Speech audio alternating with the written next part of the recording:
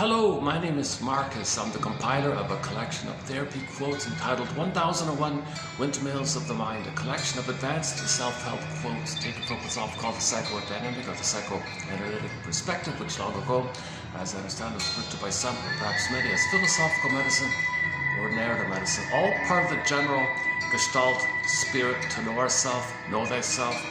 Love and understanding are synonymous. Healed by love, saved by love, so healed by understanding, healed by increased self-knowledge, self-awareness. We want to make the unconscious conscious. Make a link and bring into consciousness what we couldn't. The memories we experienced as a child, these are pre-verbal memories stored in the part of the brain that doesn't know time. There's no time, it's timeless. If there's trauma there, repetition, compulsion, we repeat because there's no time. The present still the past.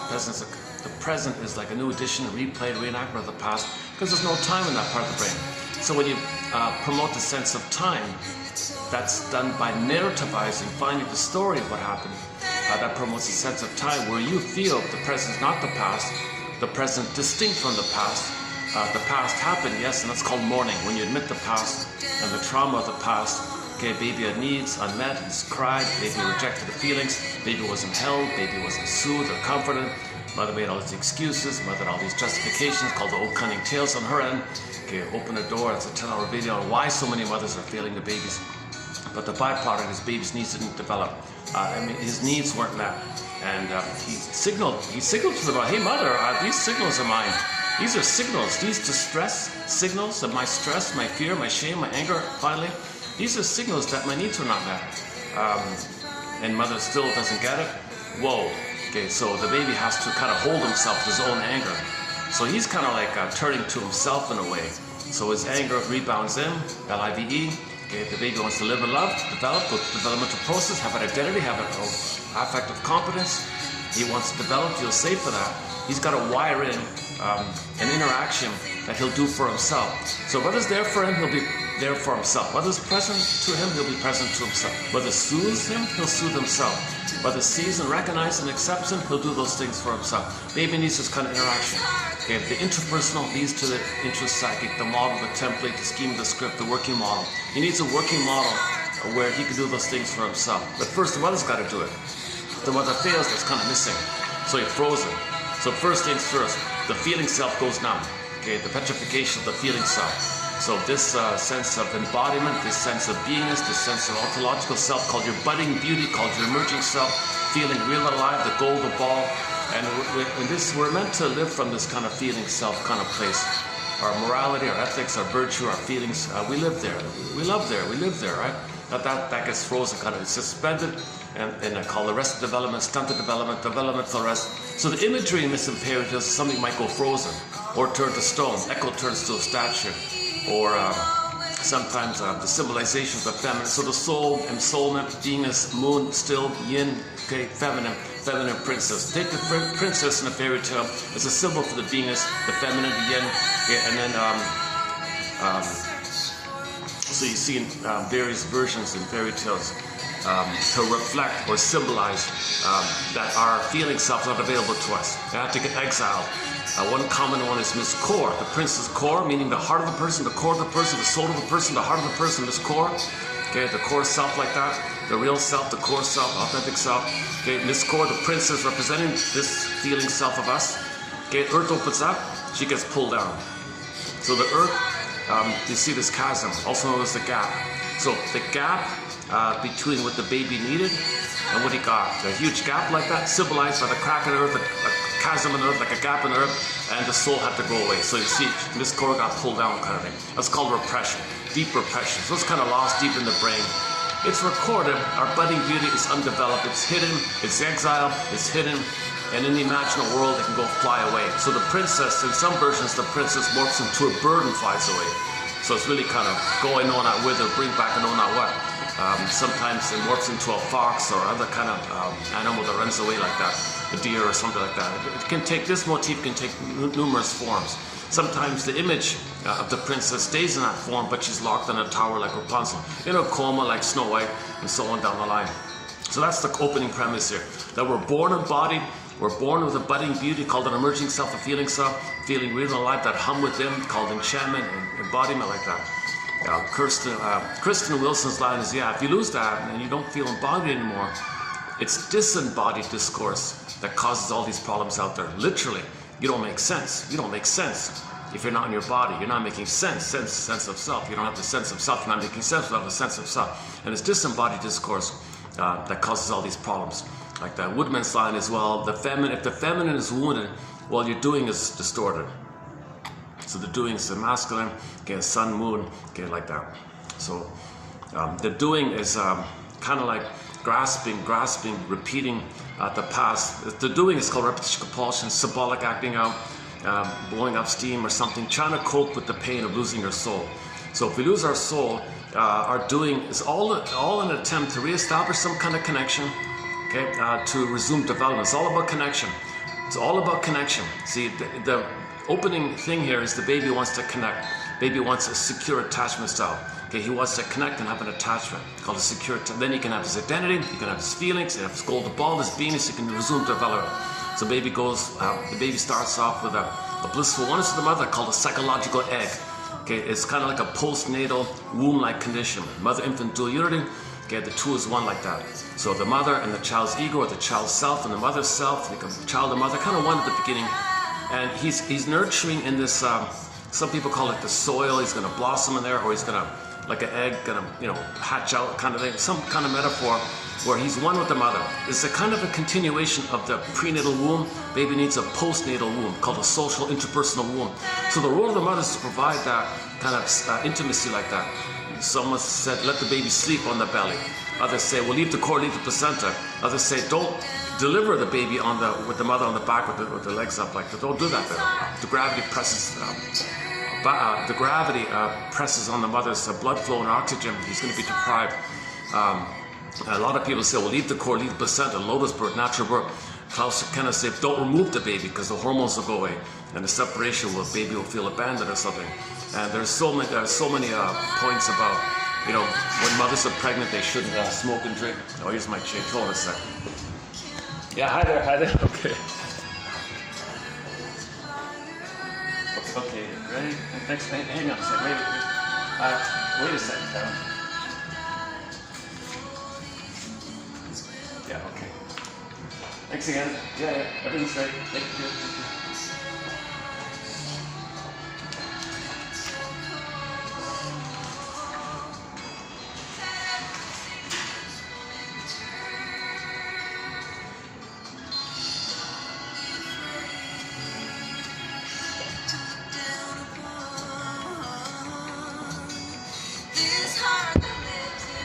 So we want to change. I got my change. I want to change.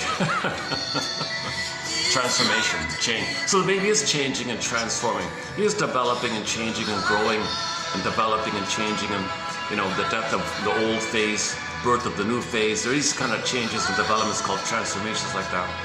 And the breast is called the transformational object that allows these transformations like that.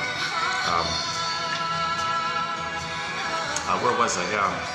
Okay, yeah, the baby needs the symbiotic phase called fusion, merging, undifferentiation, mother-infant dual unity, symbiosis like that. So baby doesn't know where he begins and ends, where he begins and ends, where the mother begins and ends. And the system is the two. The baby thinks the whole system is him. So the mother's meant to allow that. The mother's meant to allow that the breast, that the baby delusionally, he's in a delirious euphoria, oceanic ecstasy, blissful oneness, he thinks. The power of the mother, it's all there for him. It soothes him, it comforts him.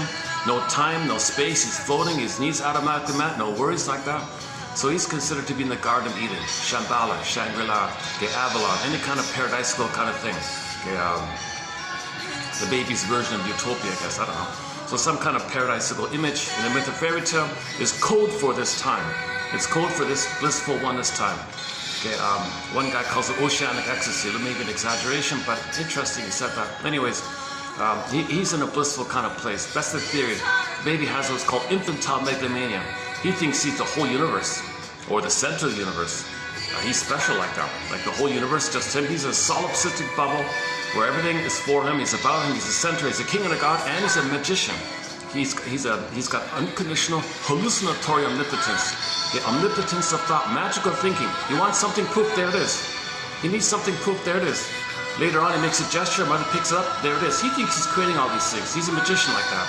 Okay, he needs automatically mad. So the role of mother is to allow that phase. The baby's got to have that phase where he's kind of in that kind of cocoonish, eggish kind of psychological egg. So mothers are not meant to use schedules and put the baby in a crib and towels and things, skin to skin, natural feeding, loving gaze, baby sleeps on the belly. Mother's got to continue that kind of attitude of the baby being in the womb. It's just like a outer womb, like a land, like on the belly, land, womb, as a continuation of the water world, inner belly womb. Baby needs like an extended womb for the first 4 to 5 months. That's a key point like that. And that's broken for a lot of babies. That's a betrayal. In the betrayal, okay, pin goes on a collar, feelings freeze up.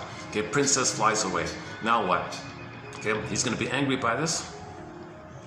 Okay, so he's going to be angry because the baby's going to still try to connect with the mother can still possibly, theoretically, reestablish and heal this birth trauma. If she can maintain the attunement and the entrainment and the connection. Some mothers can, some can't, depending on various factors. If the mother can't, baby will be very distressed about it. And the baby's distress is a communication that she's missing it. You're failing me, mother, you're missing him, you're missing him. I'm the helpless little baby, you're the big, huge mother here. I'm no threat to you, my needs are minimal. What's wrong here? I'm crying like this. So that's a signal that she's missing it. So she got to take the signal and be a little calm down and be a little tuned, have empathy for the baby. Imagine what the baby might be feeling, gets around, try around, things can be okay like that. She can reestablish the blissful oneness. She can heal the birth trauma, people say. And then everything's okay. Baby's brain is malleable, things are very like putty, things can easily kind of change apparently. But if that mother's missing it, if she still misses it, again, the 10-hour video, Oh Cunning Tale, she's got an agenda on her side, she's triggered, she's upset, she's infantile, she's got emotional dyslexia, emotional warping, she's got a narcissistic personality pattern herself, and so on down the line. It's a 10-hour, yeah, again, a 10-hour video. I'm always tempted to, oh yeah, you know what, actually in this video, I want to add one more version of one of the Oh Cunning Tales. One more version of the, so let's jump to that now. Let me quickly, I gotta stop the music here. Let's quickly do that. And I want to do a preview in this video. I want to do a preview of some more, so I want to do a preview of 3142. So this will be a lighter load today. This is just some basic elementary 101 student psychology dictionary of terms from an older dictionary of family therapy terms. So it's basic, it's kind of like high school material like that, but it's clearly written. So one version of the Oh Cunning Tale is this one here. Yeah, this one here, the second last one here. So go to 3142 for this. Okay, so among the, okay, first of all, the phrase Oh Cunning Tale, it's based on the poem by Miss Dickinson. The baby had a great hope for the secure attachment. He innate expectation mother would be there for him. This hope fell, crashed, betrayed, failed. Okay, this hope crushed him. Okay, a baby had a great hope. It fell. You heard no noise. The wreckage was within. Pin goes in a collar, soul flies away, he's got pain. Anger turns in on himself, what a wreckage. Okay, and now he's got his needs are miscarriage. He's got to put a defense around his feelings and unmet needs. This whole miscarriage, then it goes in his body, he's getting symptoms, and then he's got to develop a disturbed pathological wiring based on a relationship, kind of like a wreckage like that, a memory of the wreckage. There'll be a recording of the wreckage, and it'll go in the body, it'll lead to prejudice and negative personality patterns later on, oral fixations, dysfunctional living life. Okay. A great hope fell. You heard no noise. The wreckage was within. Oh cunning tale. Oh cunning tale. That let no witness him. Baby can't know it. No witness. Baby can't perceive it. He can't understand it. But, okay, once again, back to the Wizard of Oz. Okay, the scarecrow guy, that guy has no brain. That means we as a baby within, we can't perceive it. We don't have a conscious ego to recognize it. Okay, so it's like frazzled like that. What happened? It's like straw like that. Just, you know, barely, the straw is barely stuck together, but there's no set kind of ability to understand it because the guy's got no brain. Basic idea. Okay, now, This is soul fragmentation. So he can't know the trauma, and there's no way he's going to know how he lost his heart. His core, the heart, remember the Tin Man? The heart, also known as his core, the heart. Okay, that's why he's got no heart like that, the Tin Man. So the heart went away, the core went away, the soul went away, and he can't know it. So the scarecrow and the Tin Man are kind of fragmented like that. So knowledge of the trauma is disconnected from the loss of the soul of the trauma. It's disconnected. That's, whoa. So, and then the two, that being the case, the person's going to feel disembodied, cowardly lion. Okay, once again, Dorothy is sort of a symbol of the system, a symbol of healing, a symbol of healing. Something going on with him is trying to line it up. Trying to line up thoughts, heart, and body. Line it up. We want our thoughts, body, and heart all together in sync. You know, and we feel congruent, and our body and our feelings are there, and our thoughts come from our heart-based. Your thoughts and actions are heart-led. It's in the body, so in body-led. So the heart and the body get very intimate, and then your thoughts express your heart embodiment like that. You are your body, you are your feelings. I feel they're for your thoughts, called the masculine. What you do, your behavior, your thoughts comes from the feminine. So you want to come from the feminine. Maid and king, got the princess. You're doing comes from the feelings like that. So things are fragmented. Once again, it's all about kind of like being Dorothy in our regular life. So the Dorothy within can do her thing. You know? A great hope fell. You heard no noise. The wreckage was within. O cunning tale that let no witness him. Okay.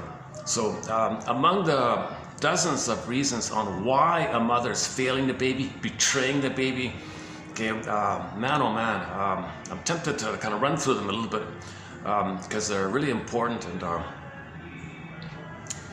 once I start down that road, I can't stop almost. I get worked up. I go into these long rants. So let's just add one point here. So this is from this elementary student dictionary. So I think this is like a 101 kind of dictionary that students take at school or something. I never studied psychology. This is I'm not a counselor or shrink. I've never been analyzed. Okay, once again, disclaimer times 1,000. I'm not a shrink or professor, no PhD, no masters in counseling, nothing. I've got a BA, if you want to. Which means you're okay. So I'm the compiler of the quotes. So what you're seeing here is somebody who finds 10 quotes per video that are interesting, and on the discussion of them, it seems to be the 90-10 rule seems to also apply in this channel, where 1 out of 10 might be, oh, that's kind of inspiring like that. I think that's the case. I hope that's the case for anybody who clicks to any of the videos, goes to the description box, finds 10 quotes on average, reads the 10. Okay, that's 10 minutes a day. Robert Weiss advice: read this stuff for 10 minutes a day as a kind of a practice, and 1 out of 10 might be of help. So I feel like I've skimmed and scammed and filtered a bit and found 10 good ones, and then but you never know what applies to whom and when. So hopefully 1 out of 10 will touch a person somehow. Okay, enough about my disclaimer. Play Joni. Oh yeah. So the song here is Joni Mitchell's song "This Flight Tonight," made popular by Dan McCafferty. Oh yeah, yesterday's video we closed up with Dan McCafferty playing "A Love Leads to Madness." And the other song we played yesterday was "Lovesick" by Rick Sanchez. Yesterday's topic was about infatuation, obsessive love, infantile love, okay, transference love, this whole falling in love, spellbound, trance, can't live with you, can't without you, this kind of infatuation like that. So it's really a fantasy love, and and all the chemistry around it called so we introduced a new term by somebody who made up a term back in the 70s, but it's basically the falling in love, infatuation love discussed yesterday. Okay, so the song on this point is Joni Mitchell's song "This Flight Tonight," also made popular by Dan McCafferty. I'd be on this flight tonight if I had the funds and find and do a full analysis, find my blind spots, do a full analysis, and help me to mourn and get back my embodiment. I want to do this process. I keep reading about it. So in the interim, I'm kind of sharing and discussing it. Kind of thing. Okay. So disclaimer.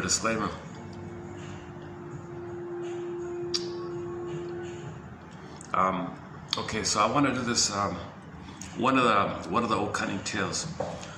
Oh man. Okay. Okay. Among the dozens and dozens of old cunning tales, why a mother's failing the baby, just one. Okay. One of them. This quote I want to read now is part of one of them. It's only even part of one. So here it is here. Okay. So remember, the baby needs symbiosis, right?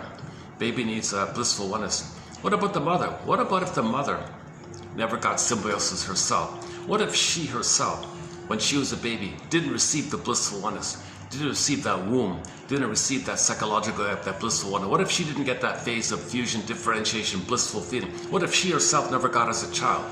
She grows up, okay, and then never had that, has a baby, turns to the baby for it, wants to get her symbiotic needs using the baby.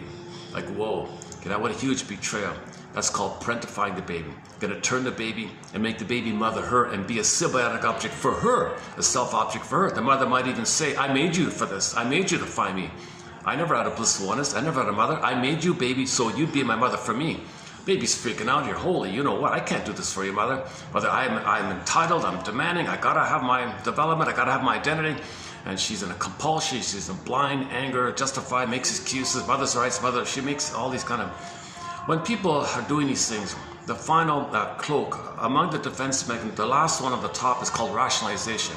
Your cortex gives you flim-flammery, duplicity, double-think, double-talk, trans-logic, all this twisty kind of thing to fool you that you're being reasonable when you're not. Because your need is so great, your need for the oneness. So some mothers turn to the baby for the oneness. Now that line, by the way, I made you find me, comes from a poem by Miss Anne Sexton, 1960. And there's a line in her poem said, where the mother said, I'm sorry, daughter, you're messed up here, but it's because when I made you, I did it to find me. I made you to find me. And the daughter was dysfunctional, alcoholic, in the hospital, all this. Yes, so she went to the hospital. Yeah, sorry, daughter, I really messed you up. I didn't meet your needs. I turned to you to meet my needs. I'm fine. I'm better off a little bit. So the mother got more benefit from this. Okay, enter the quote from the TV show Celebrity Playhouse. The line in there is one of life's little switches. It's about a very infantile mother, spoiled, narcissistic. She was a pampered, spoiled, unbelievable. So she ignored, never was a mother to the child, of course. The daughter managed to grow up. She's very wealthy, so she got support from the maids and the butlers and all that kind of thing. So anyways, this daughter grew up, but when she was an adult, she didn't have an identity, a feeling, no mother. She materially survived, physically survived, went to good schools and all that, but she never had a kind of a sweetness with the mother, any kind of tenderness or affection with the mother. Mother couldn't offer it. Mother couldn't offer or give. She had to take all the time. So this daughter grew up and was lost. Here you have an attractive woman in her early 20s. I don't know what I want to do with my life. I don't know how to relate to a man. What's wrong with me? She's like really confused. So after a little introspection, she finally concluded, oh my God, I get it now. So she confronted the mother. You know, mother, shrinks are always talking about this issue of mothers using their babies to meet their needs. Mothers not allowing their babies to have their life. That's what happened to us. Our relationship, mother, was one of life's little switches. I was more mother to you than daughter. That's a quick summary of the thing in this example here. Okay, we can go on this idea like that. So, when there's trauma and we don't get our needs met, unconsciously we have the unconscious hope for the fulfillment of those old unfulfilled needs. Okay, so a mother like that we're now talking about, she didn't have the need of the oneness, the symbiotic oneness. She couldn't develop. Okay, her soul is frozen. She's in psychic pain. She wants to warm up and to resume develop, get her golden ball back, get her feelings back, get affective competence, okay, get an identity. But it's all frozen like that because she never got the oneness. Turn to the baby. Baby, you be the blissful oneness. Okay, so how that works is one theory about this is it's very easy to make the baby dependent on her. It's very easy. If the child has autonomy, she withdraws, she punishes. Oh, no you don't. I don't meet your needs. I'm the wicked queen, you meet my needs. Okay, so in the baby's imaginal world, the good mother died at birth and the wicked queen popped up. Not separate entities. It's the same mother in the baby's reality. It's the same mother, but in his mind, the good mother died at birth in the uterus. The prenatal mother was the good mother, but poof, at birth trauma, and the mother doing all these things baby's enraged. Mother's doing these things. She's narcissistic. She's impaired. She's entitled. She's selfish like that. Baby's enraged. You shake it up all together. Then you got the wicked queen. It could be the Medusa. It could be the guy with the horns. It could be an alien. It could be any kind of scary entity like that. So it's kind of, it's usually the traits are it's enraged and it's gobbling like that because the baby's in the oral phase. Mother's oral. Baby wants to take in. Baby. Because of the fusion, what the baby needs, mother needs. So it's kind of, that's a separate topic like that. Okay, anyways,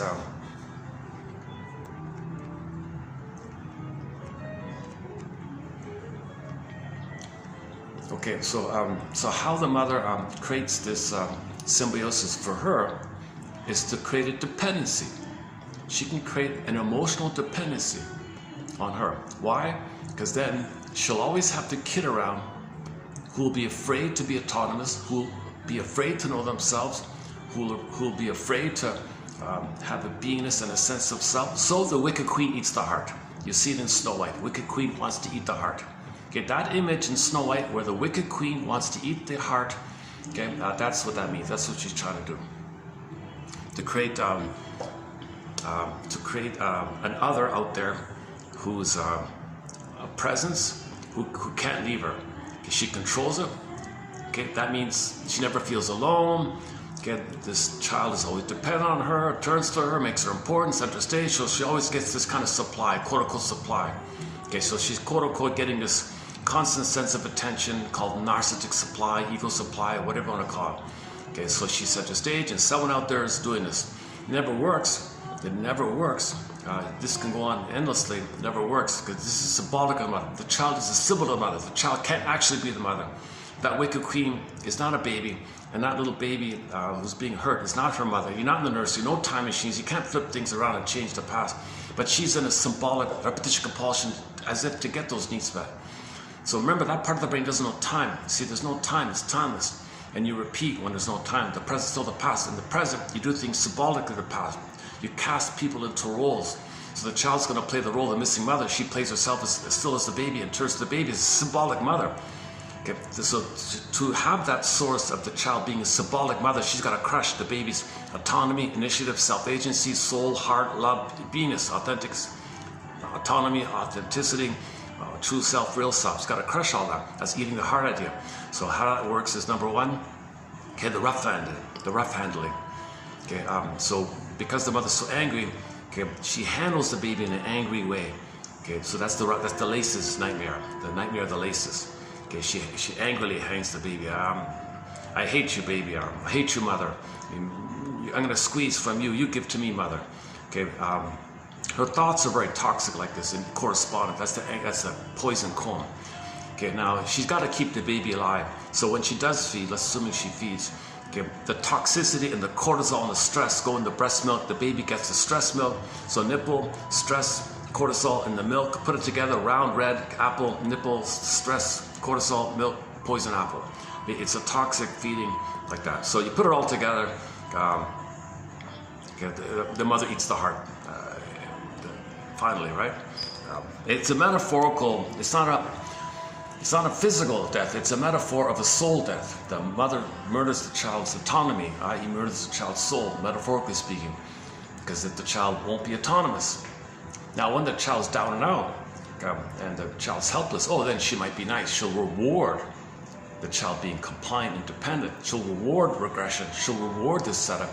But any signs of initiative or autonomy, she withdraws or punishes somehow like that. That's a simple conditioning. It's a simple kind of classical, basic Pavlovian classical kind of conditioning. So mother's doing this to create a source of an other that she can control. Because as a baby herself, the mother, okay, the wicked queen, a narcissistic mother, when she was a baby, she wished the mother could have been stable. The mother wasn't reliable and stable. Well, might not have been there. Maybe she did weaning trauma. If the mother did a weaning trauma on the baby was like, please don't leave, mother. Nipple, please stay. So, and Shakira's on the front cover of Shakira, the pop diva, she called Shakira. She's got an album cover called Oral Fixation #2, Volume 2. And they showed you weaning trauma that leads to oral fixation. The name of the album, Oral Fixation. Why does a person have an oral fixation? Okay, which leads to all the oral fixations. Okay, overeating, smoking, drinking, gambling, promiscuity, okay, prejudice and cynical attitudes and sarcasm. That's all oral fixation stuff. And then go down the whole long line about that. And what causes oral fixation? They show you an image on there. Okay, so the classic image for weaning trauma, okay, is the metaphor of the fruit being plucked before it's ripe. So normally you got a fruit, stem, tree. If the fruit is plucked, if the apricot or if the plum, take your pick, if the plum is picked from the stem too early, it's too bitter. It's too sour, bitter, whatever. You can't eat it, my baby, right? So it's unripe. If the fruit's unripe, it's bitter. So they would use that. That's a common metaphor. So on the front cover, you see a baby on the tree. It's a symbiosis, symbolic, metaphorical thing. So the baby's on the tree representing the fruit. So the baby's going to experience what that fruit just experienced, what that plum just experienced. So you see the mother pulling away the nipple. Okay, so the mother, so the symbol of the nipple was the apple. So you saw the woman holding the apple away from the baby. The baby's on the tree as if to say, please, and the baby's reaching. You can see the image, he's reaching, please, I'm not ready, I'm not ready. If you pull the nipple away, okay, just as the fruit is unripe and how it's going to be bitter, I'm going to be bitter, I'm going to be angry. So, and then there'll be oral fixations. So it'll be sarcastic, it'll be greedy, envious, it can lead to a narcissistic personality pattern. What are the stinger personality pattern? Okay, it could be a bully version, it could be Iago, like a passive-aggressive bully, and so on down the line. So that these are all like that. Okay, one sec.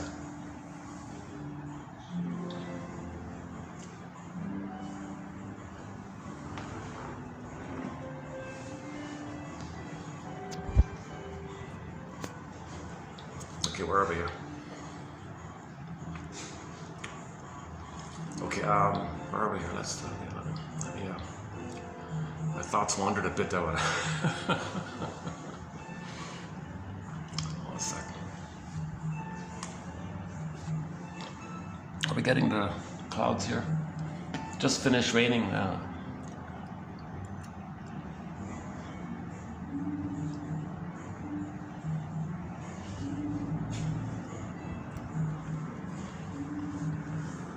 Okay, let's just finish up with the Wicked Queen image.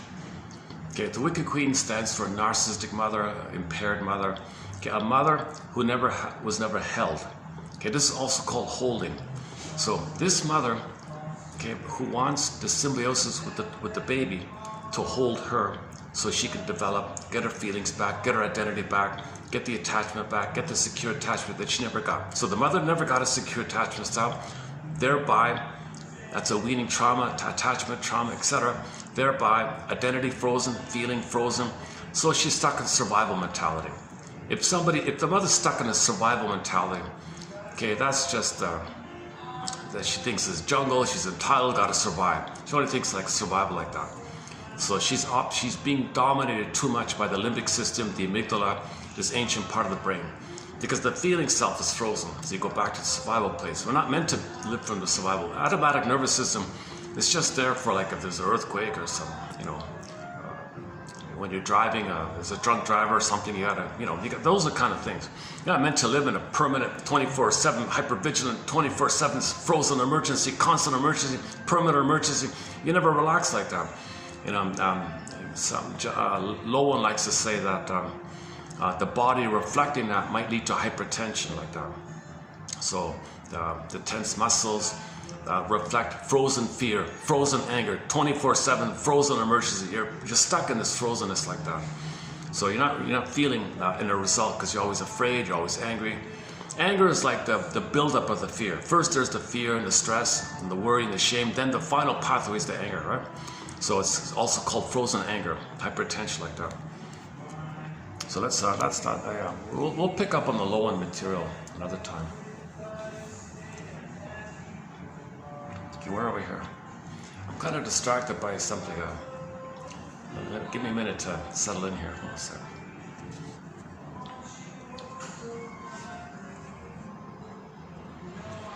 Okay, so we're talking about the Snow White story, right? So look how entitled she is, right? That wicked queen, okay, or any narcissistic mother, she feels entitled. Okay, what? She's supposed to love the baby? You got to be kidding!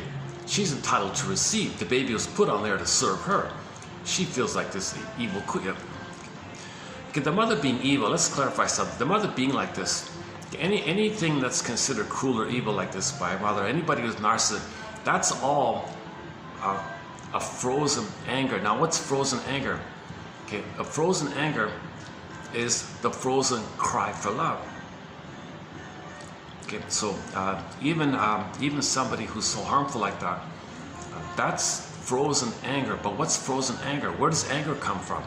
Anger comes from the signal, okay, of the tension build up around love needs not being met. So you got the love line, blocked, tension, fear, tension, okay, stress, okay, final pathway, baby's final attempt, the baby's most desperate final pathway signal to get mother's attention is anger. Okay, now, so anger comes from the love line. Anger is an SOS for love. Okay, so if somebody's quote unquote evil, well, that's an SOS for love.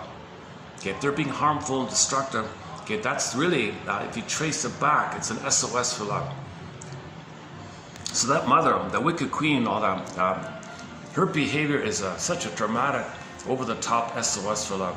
And she's so desperate, she can't see reality, she can't see the right side of that person. She's in such a panic because she thinks she's going to perish, she's going to goner, she's a survival, didn't get her needs met, feel a lot of tension. It build up. So that's ultimately, it's destructive, of course. No kidding, it's destructive. So the image for this is the baby wants to live. L-I-V-E, live and love, L-I-V-E. Okay, block. Okay, mother gasps, but baby's crying. Mother, can't you see my anger? It's a cry to live and love. Block. Okay, and then the anger, baby's anger's got to go somewhere, so rebounds in. So take the letters L-I-V-E. Interesting coincidence, it reverses back, E-V-I-L. Now it's destructive. Now, by the way, the baby's anger like this, that's what's holding him. Because mother never held him, mother's using him. Mother's using the baby to hold her. Who's going to hold the baby? Who's going to contain the baby? Okay, if the baby's being used to contain the mother, what about the baby? What's going to contain that? Well, the baby's anger, what the mother's doing, that's going to hold him. Very dysfunctional. Now the baby's got to turn to his own anger, okay, that's rebounding in on himself. And that kind of, his own anger, in the imaginal world, poof, is a monster now. His own anger poofs into a monster who's attacking him. That monster is holding him. Can you believe it? So he found some way to contain himself. He found some way to self-contain, self-hold himself, his inner anger. So part B of it all is to deal with the pain of this, to deal with his own anger hurting himself. He finds a way to sugarcoat it. He finds a way to nullify it. It's there, but he just makes himself unaware of it. So it's a trick of the mind called psychic masochism. So he's going to be a masochist to his own anger hurting himself. So he's a sadist and a masochist in a way. It's a confusing way to say it like that, but it's not a nice way to say it, I guess. Yeah. But so his anger rebounding in is attacking him, right? It's not trying to hurt him. It's not getting pleasure hurting him. So it's his own life force being diverted into himself. It's got to go somewhere. He's got to express his anger to his mother to somewhere, but mother's out of it. So it goes to himself as if he can do it, as if he could be his own mother in effect. So he's angry at himself as if he's the mother to himself. So now he's shouting at himself, kind of thing. So now he's got to contain himself by this. But the pain of it all, okay, the trick is, okay, here's the question mark mystery by Edmund Berger. He libidinalizes this. He turns it into pleasure. It's a disturbed kind of thing called a major crime in the psyche, where he's going to take this pain and make it pleasurable. Okay, so this pain, he makes it pleasurable. Psychic masochism. Okay, there's no sadist, right, in this model here. So he's a psychic masochist. Okay, it's called the pleasure in displeasure phenomena, pleasure in pain principle, mechanism, dynamic, maneuver, whatever you want to call it. Berger calls this the basic neurosis, the name of his book, the basic neurosis. This is the core basic anxiety or basic issue, the core issue like this. Baby's anger's got to somewhere turns in on himself.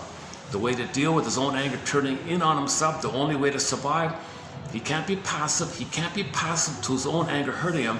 Okay, he's got to do like a flip thing. He's got to do like a defense. A flip means a defense against a defense. So the first defense mechanism, okay, after the soul flies away, the first defense will be the soul flies away. Pin in a collar, soul flies away. That's number one. I guess the next one will be,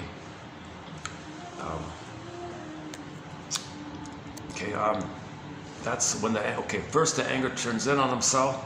That's defense number one. Soul flies away. Defense number two. Okay, pin goes in the collar, the image for that. And then the next defense will be, he's got to nullify or sugarcoat this pain by denying it, by repressing it. Okay. And then number four would be pseudo-aggression. He'll confess to the lesser crime of being dysfunctional, neurotic, so he'll confess to having an oral fixation.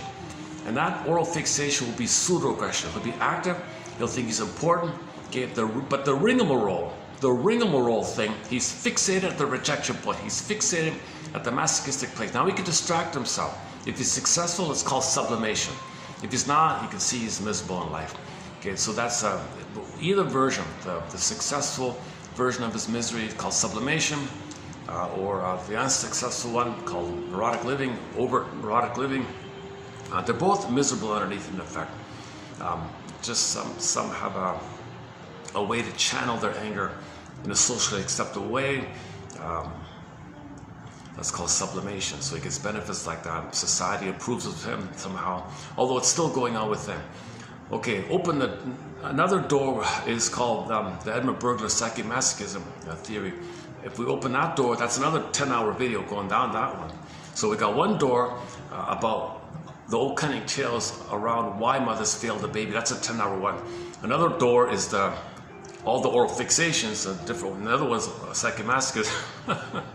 Okay, so in pseudo-aggression, okay, he can't be passive. So next offense is Faustian deal. He'll become the aggressor. Okay, he's got to feel important. He's got to have identity. So he'll be active. Okay, he remember babies think they create everything, they make everything happen. So he's got to make it happen. The only way to make it happen is to, and not be aware of it, is to do something pseudo. So oral fixation. So he runs to the beer store. He feels important. I'm active. I'm powerful. I'm important. I'm going to run to the beer store. I'm going to buy the fancy wine or something. On sale, I see I got special. I'm important. He does these little things, feeling he's important. That's the excitement phase, right? So that's like a defense. But the pain, the rigmarole, the misery, Mark Twain calls it the misery machine, it's still underneath like that, but you're not aware of it. So that's a defense upon the defense. So pseudo-aggression is a defense against psychomasochism. Like that, so it's a layer like that. And then finally, to fool yourself, the one above it is called rationalization. Okay, the lies you tell yourself, the excuses you make, that it's okay. Oh, it's okay, it's okay. Hard day at work, I'm allowed to drink. You make up kind of things. It's hard to argue with them. They're designed like that. They're very convincing. They're very compelling, like that. And the pain makes it compelling. The pain is there to cloak what you're doing. So rationalization is something you believe or say to yourself to make you believe you're being reasonable, to cloak that you're not. It's not reasonable to be self-defeating and destructive.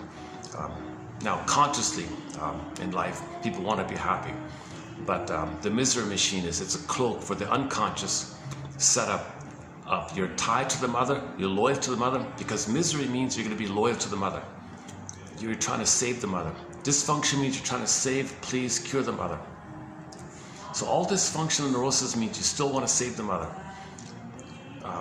So one theory is mother originally thought that the baby's needs bothered her, it was a threat to her. I got to protect her, got to get along with her. Being dysfunctional, okay, it's an unconscious collusion. Okay, mother, unconscious collusion, I'll be self-defeating, and you feel better, and maybe you'll love me, right? All right, baby, you be self-defeating, and maybe I'll love you, I don't know. So they're figuring something out like that. Okay, yeah, I'm getting a little too frazzled here on this topic. Let's be a little more focused here. So let's go back to the quote. A great hope fell. So Emily Dickinson's famous poem. baby had a great hope. It fell, you heard no noise, the wreckage was with them. Oh, cunning tale that little witness said. So, on the mother's end, she turns to the baby. You know, it's funny because some mothers, some women marry a fellow who just provides the material, the utilitarian. She's really still like a child to the baby. The relationship between the mother and the baby, the husband feels kind of used like this, right? Okay, anyways, let's just go back to the mother and the baby. So if the mother turns to the baby to create yesterday's topic, the little man, you know, you're going to be my little man, you know, you're going to be my little husband, my little man like that. Partnerification, parentification. Okay, man, oh man, this is sad stuff, right? Okay, what she's doing is she still wants the symbiosis. She doesn't know she didn't get it.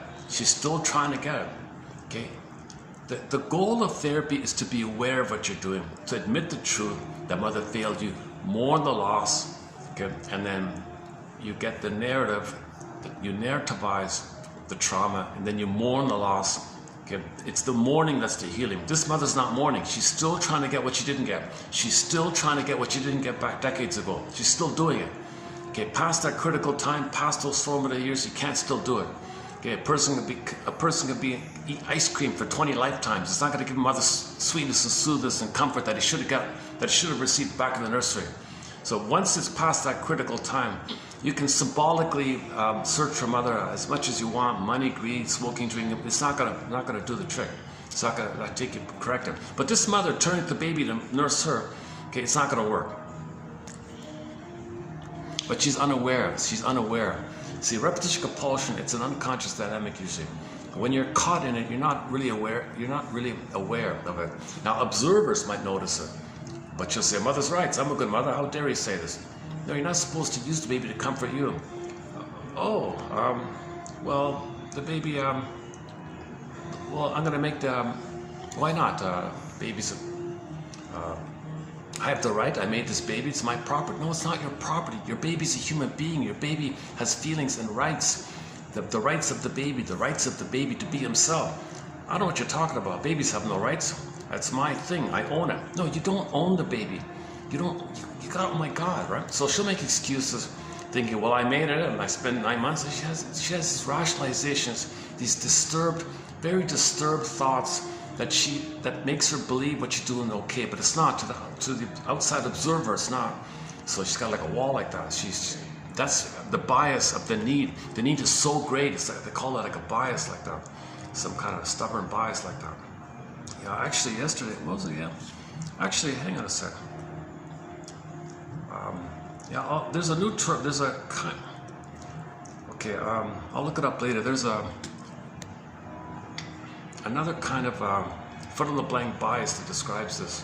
When your need is so great, you have the bias to believe whatever you want to believe, wish, believe, see what you want to see, wish, believe, because the need is so great. There's a certain kind of bias that.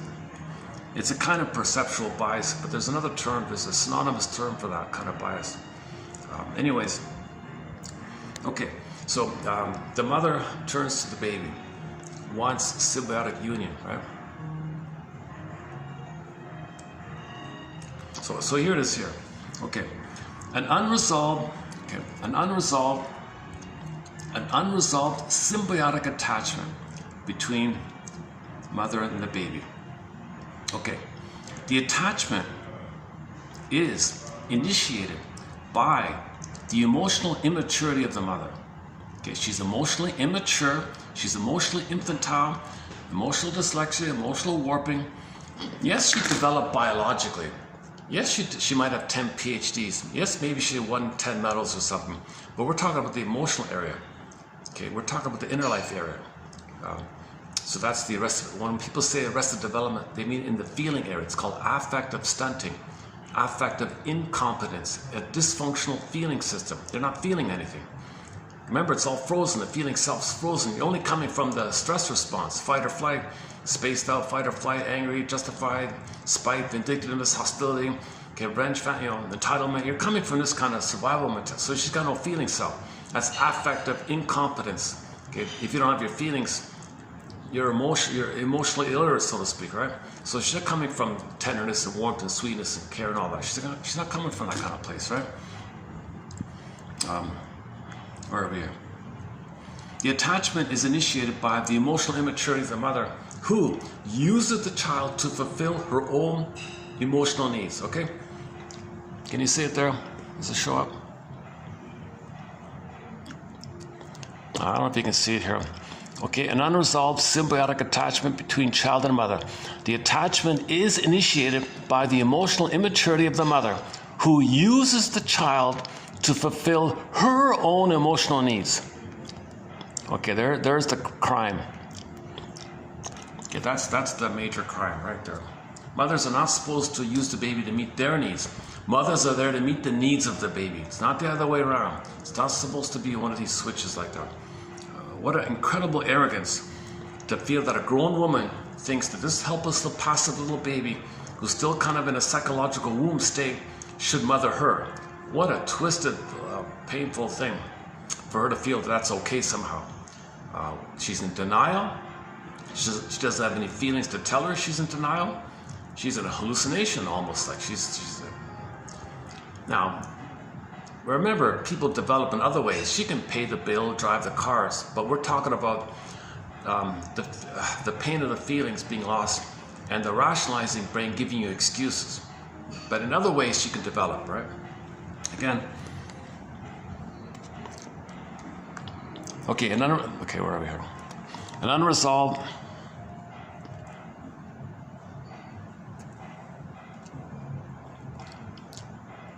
unresolved symbiotic attachment between child and mother.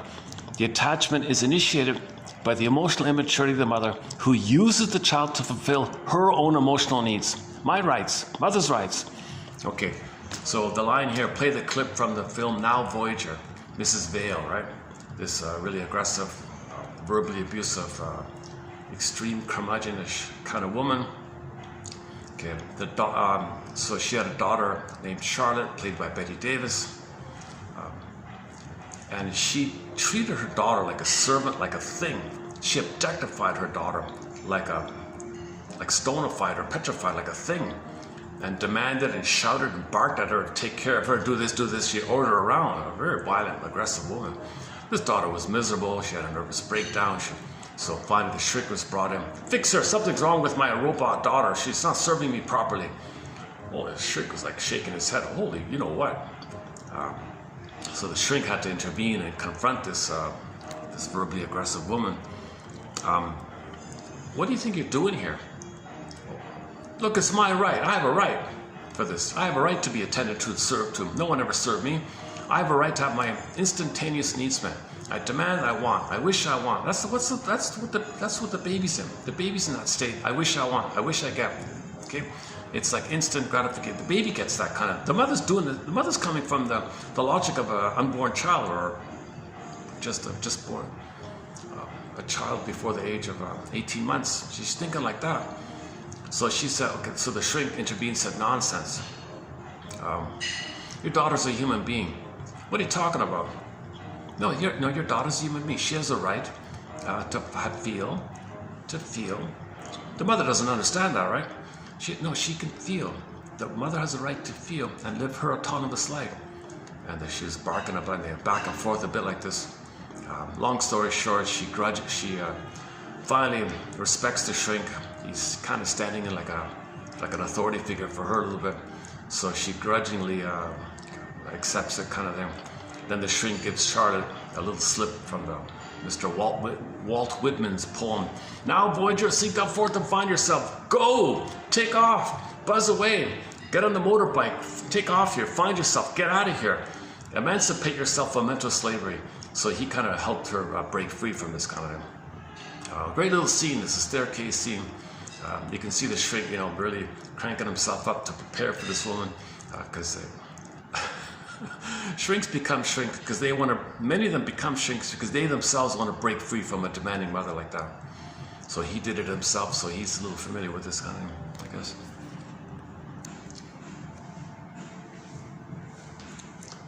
So every human being has the right to be loved, so they can find themselves, be themselves, and have a psychological, emotional autonomy and live and love in the present, and then so on, right? But this Charlotte didn't have that. She was a servant, went to her room and cried, served her, and then like that. So this is what she was doing here.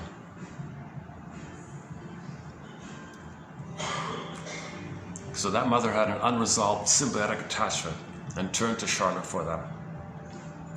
So this mother, this barking, shouting mother, who's a billionaire, by the way, she was like a multi-billionaire, trillion, who knows, lived in a massive castle or something like that.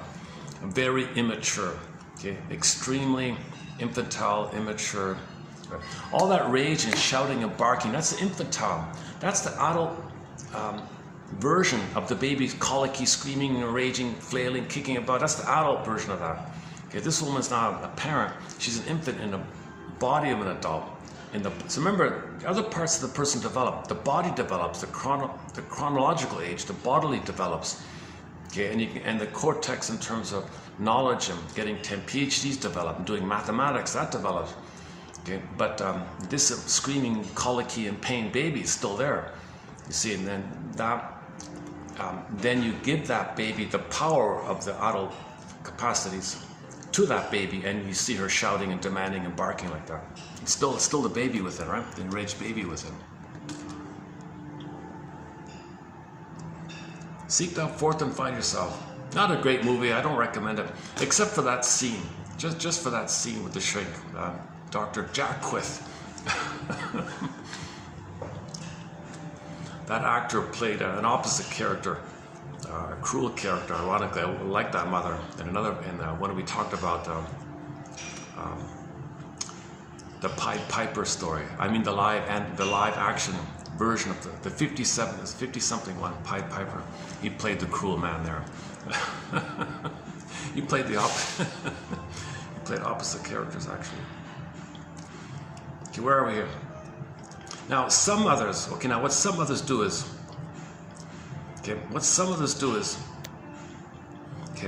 what they do is, because of the split, some mothers know, some mothers want the kid to live at home, work at McDonald's if you want, but come home all the time, that kind of thing. Some mothers want the child not to be successful in their work or career.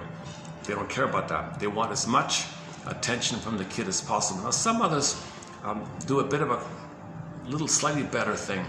Some others will say, all right, I want some glory and some esteem and some be seen and stardom.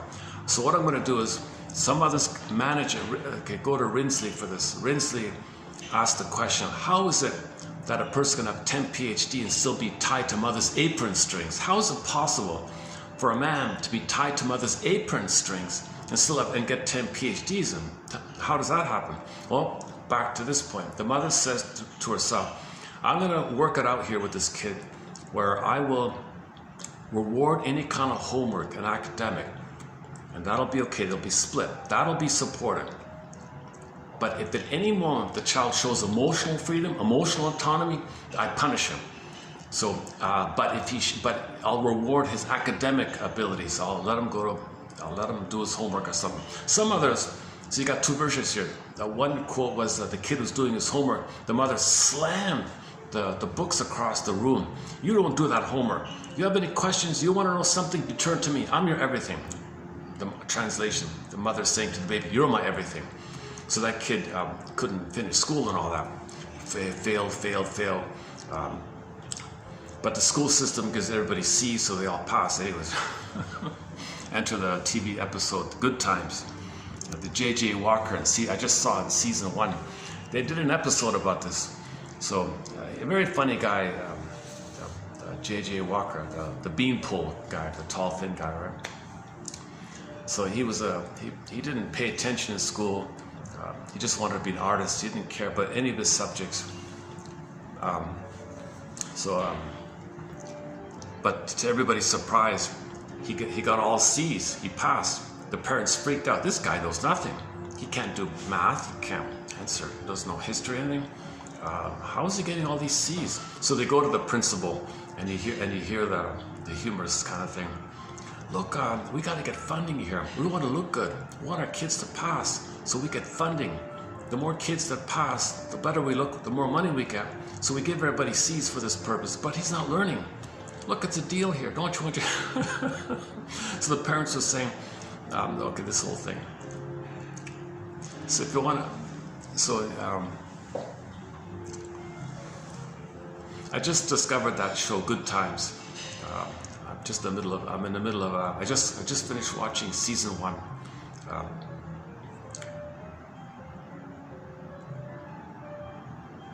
I talked about already, you got a couple, husband and wife with 3 kids. The oldest is the JJ. He's like the mascot, the comedy one in the family. The daughter's going to be a star somehow. And the kid, the youngest, is going to be he's going to be the autonomous one, the most independent, autonomous one.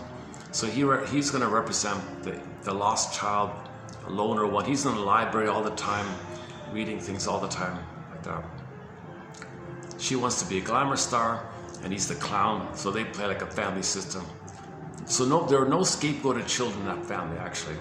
Interesting about that. Often, that couple, they love each other. Yeah, that's a good example.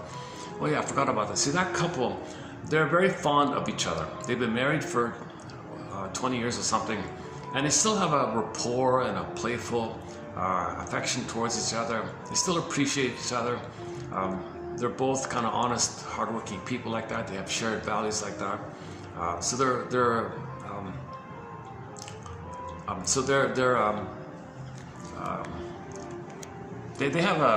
really show a kind of that they love each other like that. So there's no need to scapegoat any of the kids. So whatever tension there is in the family, JJ plays the comedy part.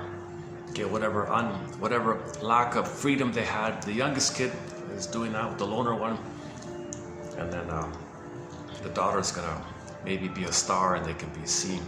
Because the parents are older, they didn't have much education. He only had a grade 6 education. He works as a janitor like that, or other odd jobs like that. Very good show, very good show that one. I didn't realize that as a kid. I saw a few episodes as a kid. I didn't latch onto it somehow. I missed it, yeah. The hook for me in this show is JJ is doing the painting, and some of those paintings in real life are worth a lot of money now, right? And they're good paintings. All right, off topic here. Where are we here?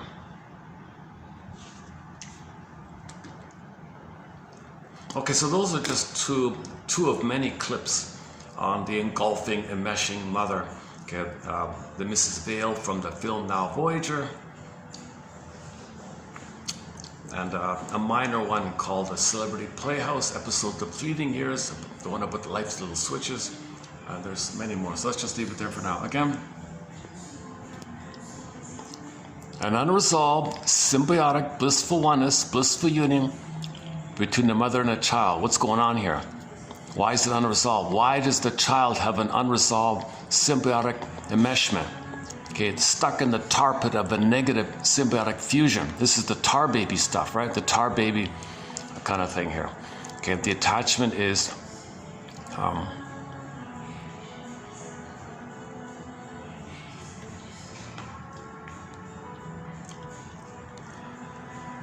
oh yeah, I saw another episode, The Partridge Family. I'm watching all these old classic shows. The Partridge Family.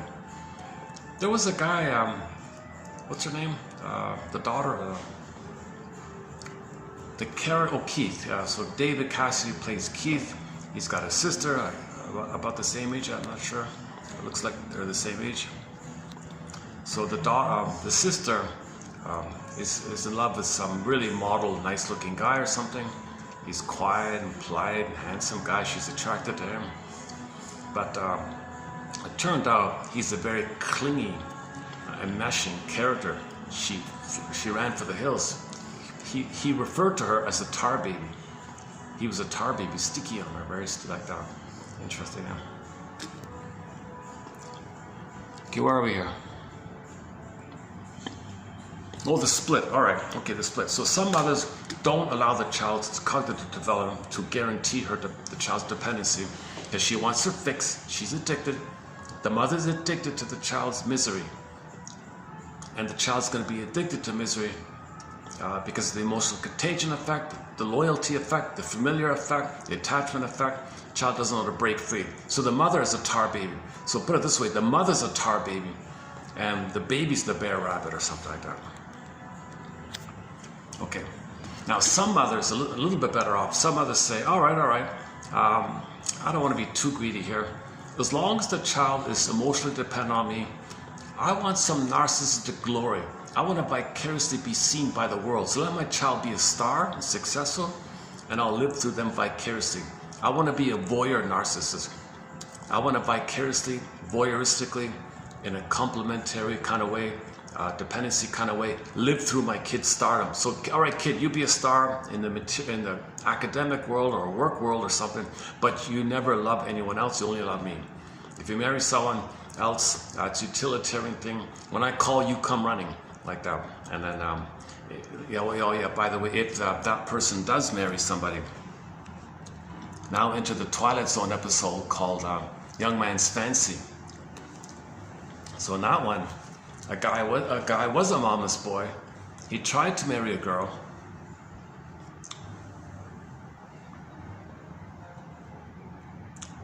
And she realized how married he was to his mother, psychologically married, psychologically incestuously married, the tar baby thing. And the daughter and the wife just got married, said, I can't believe this. Make up your mind. Are you going to be married to your wife, or are you married to mom? Another staircase scene. Twilight Zone.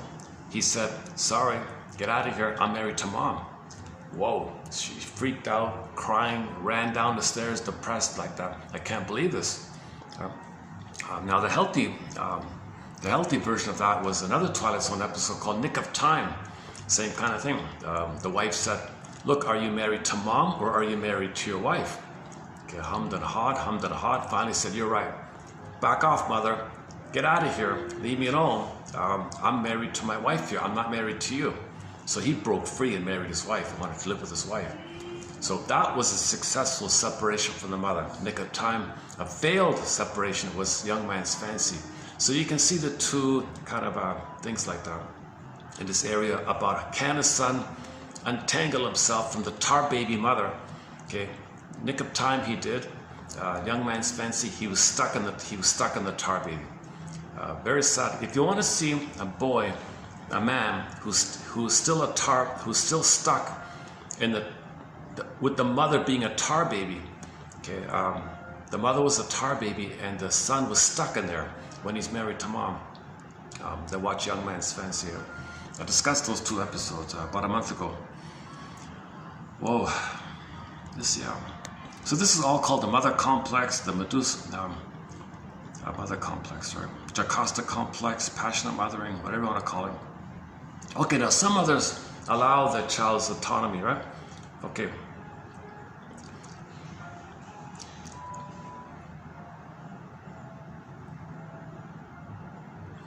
She covertly does things to block the child's development. At the same time, she might want the child to be successful in achievement in academic world. So sometimes that's the case.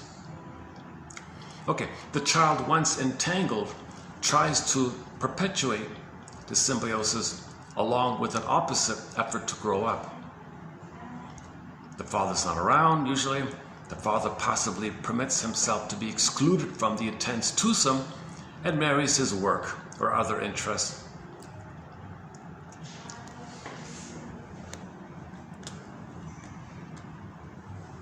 Okay, so enter the show Overdependency. There's a mental hygiene film from the 40s called Overdependency. The mother did this to the boy. Father said, all right, sacrifice, take him, wife. You're such a tar baby, you want to suck him up into your twosome here, your intimate twosome here. Fine, sacrifice, take him, leave me alone, I'll be married to my hobbies. He goes to the garage and he's married to his hobbies. The poor son said, I don't want it this way. When the mother wasn't looking, he snuck out to the garage. Father said, get out of here. You're married to her, I don't want you. He rejected him like that. Sad thing, right? That point's also covered in a self-help book called When He's Married to Mom. Same idea. The father says, take him. I don't know, because he felt helpless. He didn't know what to do. He felt depressed that his mother would do this, that his wife didn't want him. He wanted the son. So either he's just discouraged by this, or he doesn't know how to help, he doesn't know how to protect his children from this. He can't protect his children, so he sacrificed. Take him, gobble him up, he's all yours, sacrifice. Okay, so the father sacrificed the son to this monster. Minotaur gobbles him up in the unconscious. In the imagery in the unconscious for this dynamic is in the Greek myth that the Minotaur is in the labyrinth and they throw the fellow in, he gobbles them up like that. It's similar, the metaphor of the inner life like that. So in the imaginal world, in the emotional world, the mother's gobbling up the soul like that. So to break free, you need a thread in the labyrinth like this. And untangle that the Minotaur is a fusional condensation image of the mother and your rage, and unblended. Okay, then go over to the Perseus one, reflect, discern, sort of discrimination, sort of reflection, the mirror of reflection, sort of discrimination, discernment like that. Okay, look at then when you see the Medusa, okay, when you parse out, okay, what your mother did and how you felt, parse it out, poof, okay, Medusa was pregnant, gave birth to Pegasus and the Cryosaur. Okay, Pegasus is the soul, the feeling, and the embodiment. The horse has wings, can fly, Pegasus. Embodiment, the soul is alive. Now you're free. Now you can feel. You feel. Pegasus means you can feel. And the Cryosaur, it means when you feel, you can put it in some kind of form, the masculine. So it's a strong man for the feeling. Now the Cryosaur, poof, can be the muses, or any kind of way to express your feelings. That's the yin and the yang. Okay, Pegasus and the Cryosaur is yin and yang. Okay, your doing comes from the feeling. Yin, right?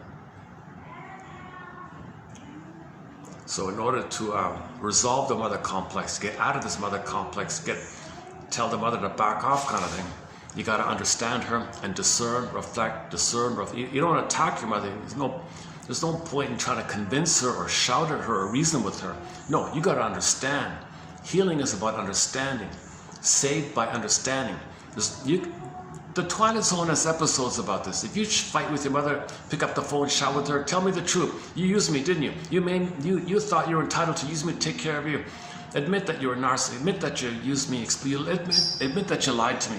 Admit all these nasty things you did. In no way. She'll just attack you for it. And then you're stuck. You're more enraged like this. It doesn't work. So there's a huge folly in trying to convince your mother of her ways. Narcissism, they didn't develop to a place of reason. They don't get it, right? So for that point, one of the points is the closing narration to the episode. One life furnished in early emotional poverty, Twilight Zone. Another version is another one called One More Pallbearer. In that version, it's the three characters were repetitions of the mother. Okay, so he repeated the problem with the mother onto the three, and one of those three to confess, they wouldn't. The mother wouldn't. Okay, back to one life furnished in early emotional poverty. Will your mother confess? Robert Bly's take on this is that the secret is under mother's pillow. The key is under mother's pillow. Your soul is in a cage. Where's the key? It's under mother's pillow. But she's not going to give you the key. She's not going to tell you she did this. You got to grab the key, the metaphor. So you got to make the effort to get the truth, get the key. Okay, but mother doesn't know it herself. So there's no point in fighting with your mother about this. She knows how to push your buttons because, hey, she sewed them on, like the cartoon says. So she knows your sensitive spots. She'll attack you.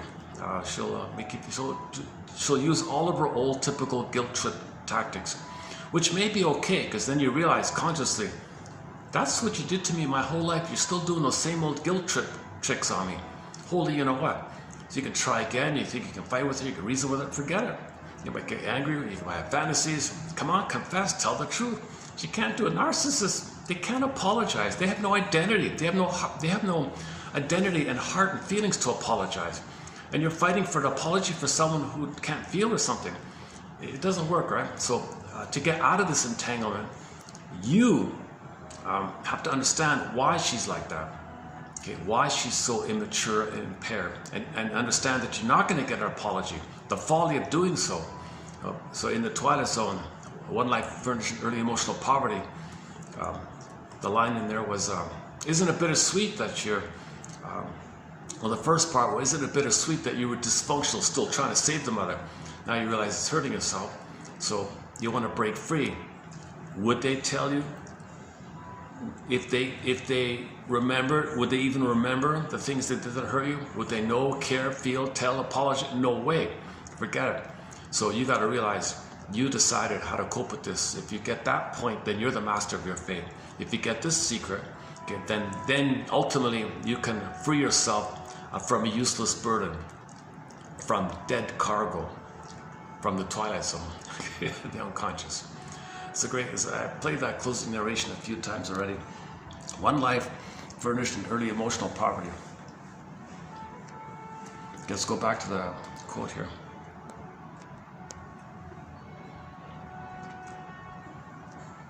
Okay,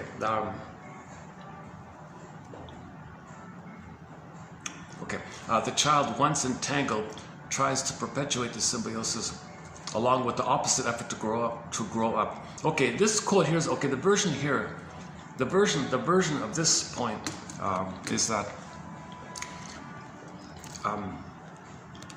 normally for 99% of the people in this situation, they'll have a mother complex. They'll be married to mom with inside. Okay, they don't know how to love. They'll be the split like the sex without love and mistresses and oral fixation, smoking, drink. You'll have the typical oral fixations. Okay, but in the most extreme of the most extreme of the most extreme, which is that quote was about, is that if he's trying to grow up, okay, but he's tied like that, and he wants to break free, and he's tied, and he doesn't know how to do it. He may become, I don't know, when he's late in life,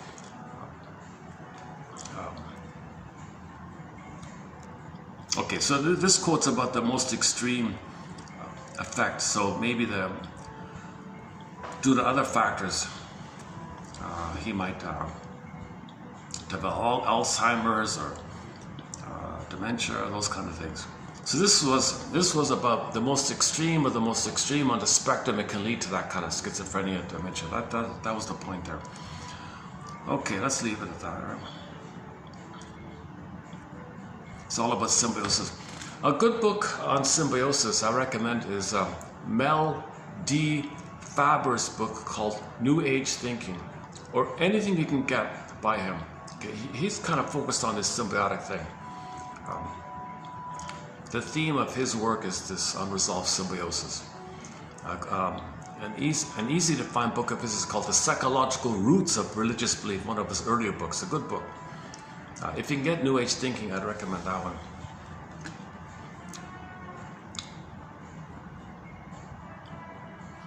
Okay, let's lighten things up here. My goodness. Let's look for a light quote here. Hold a second. Actually, all of these quotes have a kind of a... Okay, let's do the last one here. Okay, so we all know that life force is object seeking. All of the baby's life force, energy, desire, yearning, craving, striving is to connect. Okay, so long ago in the family systems therapy world, they would call it affectional drive, love hunger, love need, affect hunger, love hunger. It's kind of synonymous. So when they say love hunger or attachment hunger, attachment striving, attachment craving, sometimes they would synonymously say affect hunger, affect striving, affect connection. So connection and feeling, it's kind of same. Okay, so what about adults? So we know about with children, they need that, of course. Babies and children need the connection. Now when people are adults, now you're coming from the template. Now if the template is an insecure attachment style, then you're replaying the failure to pick up there, to resume development, to get your feelings back, to get your identity back. So you're going to repeat that, what caused that. repetition, compulsion. That's an insecure attachment style. Okay, so that's still going on. So yes, adults are going to be dominated by attachment needs. If they didn't, okay, so what about a secure attachment style? Even a secure attachment style, the quality of relating will be different.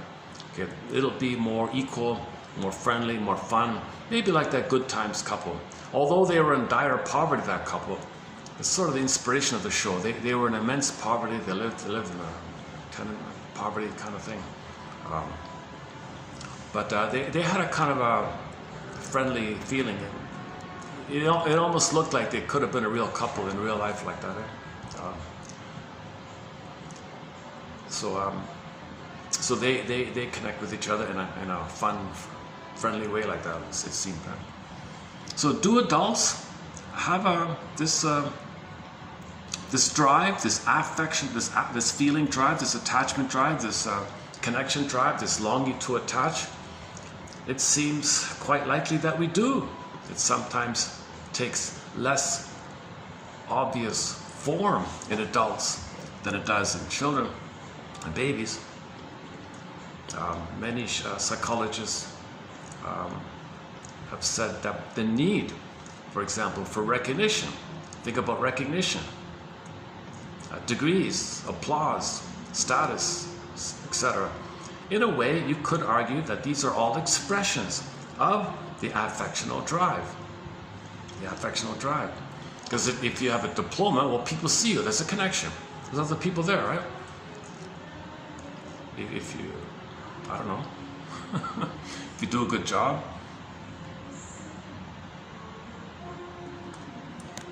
In the Good Times show, the episode I saw was a cleaning competition. Who can have the cleanest apartment? So she was trying so hard to get the award for cleanest apartment or something. And she got the little statue.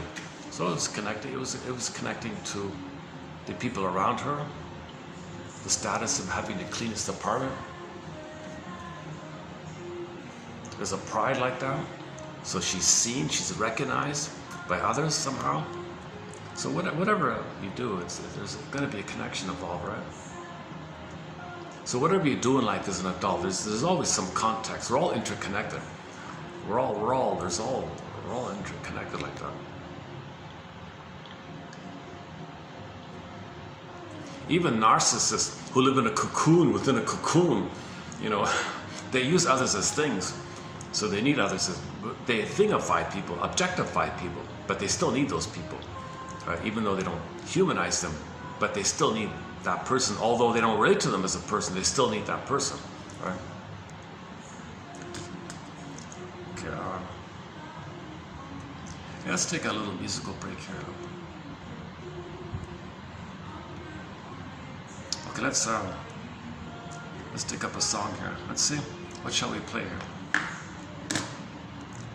Man, I didn't expect to get this kind of serious. This topic got a little serious for me. I guess it triggers. This topic triggers within me. I also had a clinging, demanding, infantile, immature, possessive. I had a very infantile. So, okay, let's. The Dream, Rick Santos. Yesterday we played. Okay, why not? Let's play. One of our musical voices in our soundtrack is a singer by the name of Rick Santos. Yesterday we played his song called Lovesick. Here's another one of his called The Dream.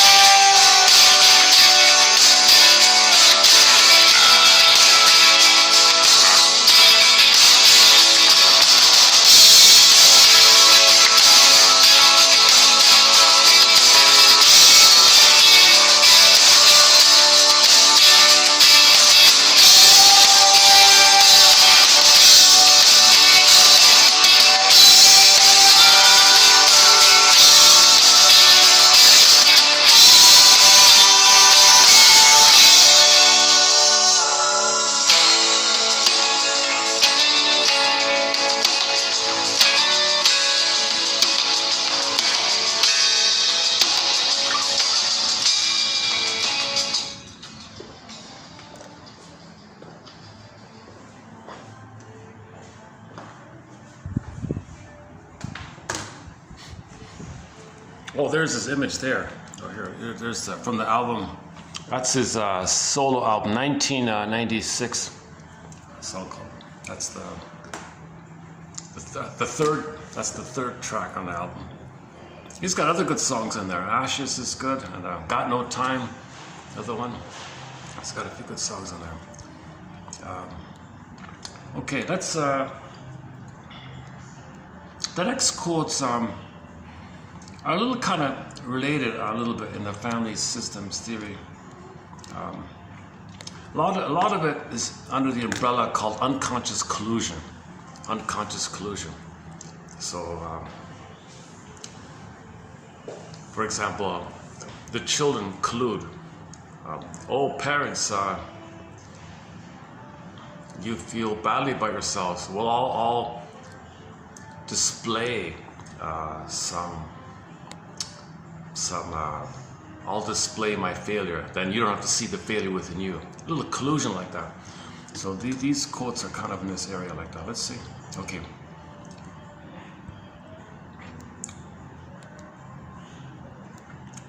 Okay. Okay. Hang on. Okay. Projective identification. Let's start here then. Projective identification. So here's like a collusion kind of thing.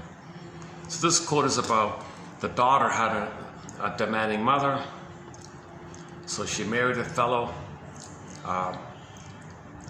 Either he already was demanding, so it fits. Let's say he wasn't. But she would want to see it that way. She would twist things and misuse the situation, wrench the situation, twist things to see it that way. The man feels a pressure in that area, and that's all she sees. She wants to see that the man is demanding because the mother was demanding. The daughter has an unresolved battle with her demanding mother, so chooses a man to play the role of the mother and continue that battle. So she's got to see it that way to continue the battle with the mother. So that's very common. A lot of daughters who have a problem with the mother will marry a man who's like that mother somehow and pick up with the battle like that. So this quote is, the example is here. Projective identification. Marital partners' projection of certain aspects of themselves onto their mates. The first partner thus views the mate as an embodiment of the projected characteristic. This projection is often part of the self-object representation based on early family relationships, i.e. one's own family of origin.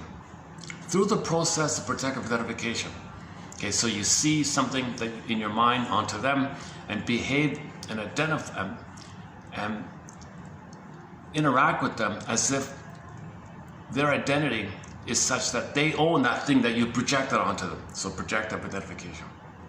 Through the process of projective identification, one or both partners misperceive important aspects of the other's character. You're not going to see who they are. You only see what you put in them. Okay? Because the misperceptions serve to meet certain denied needs, the partners are strongly motivated to sustain them regardless of the actual behavior. So this example was the man wasn't demanding or pushy or something like that. He was a nice guy. He was a normal guy or something like that. But she would demand and insist that he was too controlling or something. Okay, the example here is a 32-year-old wife, married for 8 years, was reared by an overprotective mother. She perceives her husband as being like her mother, and in anger often describes him as a mother hen, or as a person who would have made a good wife. No matter how masculine the husband's pursuits were, the wife's perception blinds her to those pursuits of his character that don't fit her projected image of him. Their interactions take on a pseudo-realistic quality as the wife undermines the husband's confidence and encourages him to behave in ways similar to her projected image. Come on, behave like my mother. Come on, man. Behave like my mother. I see you're my mother. Behave like my, come on, fit it. Come on. Projected identification. So she's trying to recreate in the present the problem she had with the mother in the past, recreate in the present, pick up the battle with the mother, and the father's standing in for the mother in the past, and she's living in the past fighting with the mother. So typically, we now enter Ann Teachworth's book, Why We Pick the Mates We Do. Commonly, so she has the theory about the couple imprint. As the child's growing up, the child sees the parents interacting. The child has an imprint of this memory of the relationship. Now there's a problem with the parents. So they only know about relating by what they see, kind of thing. So the child's gonna kind of like create in their marriage a reflection of that imprint, that memory. So the child will play one parent and find the partner to play the other parent and continue the battle that they were going on, and they continue it. So typically, she said 80% of the time, if the firstborn is a daughter, okay, when she grows up, she'll play the role of the father and find a man to play the role of her mother. So she's kind of like on the mother role identified, and the husband is going to play the mother. So in their relationship, it's a continuation of the childhood relationship. So she marries her mother to deal with this problem that her father had with his wife. She plays the father, find a man to play the mother, and continue with that unresolved issue. So their marriage is kind of like a continuation of the imprint, as above, so below. You create a reflection of the below, as above, so below. So you got the template, you got the imprint. Okay, so she plays the father's side, and find a man to play the mother's side. Nothing to do with gender like that. It's just like a role identification. And the second born in the family, it'll be flipped. She said whatever the third is, the fourth will be flipped. There's a tendency to flip it like that. If the firstborn's a boy, 80% of the time, he'll take after the mother in a way. That means he's got to marry a woman who reminds him of his father. So the conflict in the memory of the parents with them, it's going to be continued. He'll play like the role model of the mother and find the wife to play like the father and recreate in their present the imprint. Now she's doing the same thing, he's doing the same thing. So you got these kind of conflicts like that, right? So you're trying to get your parents' need met. Because when you were a child, you wanted to save your parents. You wanted your parents to be happy like that. So you're picking up the battle of your parents. So you play one side, find someone to play the other parent, and get the needs of your parents met. So so if the son thought the mother was great and all that, and the father was no good, so he'll play the mother and find a wife like that and try to get the needs met that his mother was trying to get through her husband. He's trying to get it through the wife like that. So the problem that the couple has in the present, it's about the unmet needs that the parents are trying to get back, and they're continuing that thing in the. So this is all explained in her book called Why We Pick the Mates We Do. Excellent book. Maybe a half a year ago, I spent a fair bit of time on it. I think I did 6 videos on that topic. There's a fair bit there actually. It's a good book.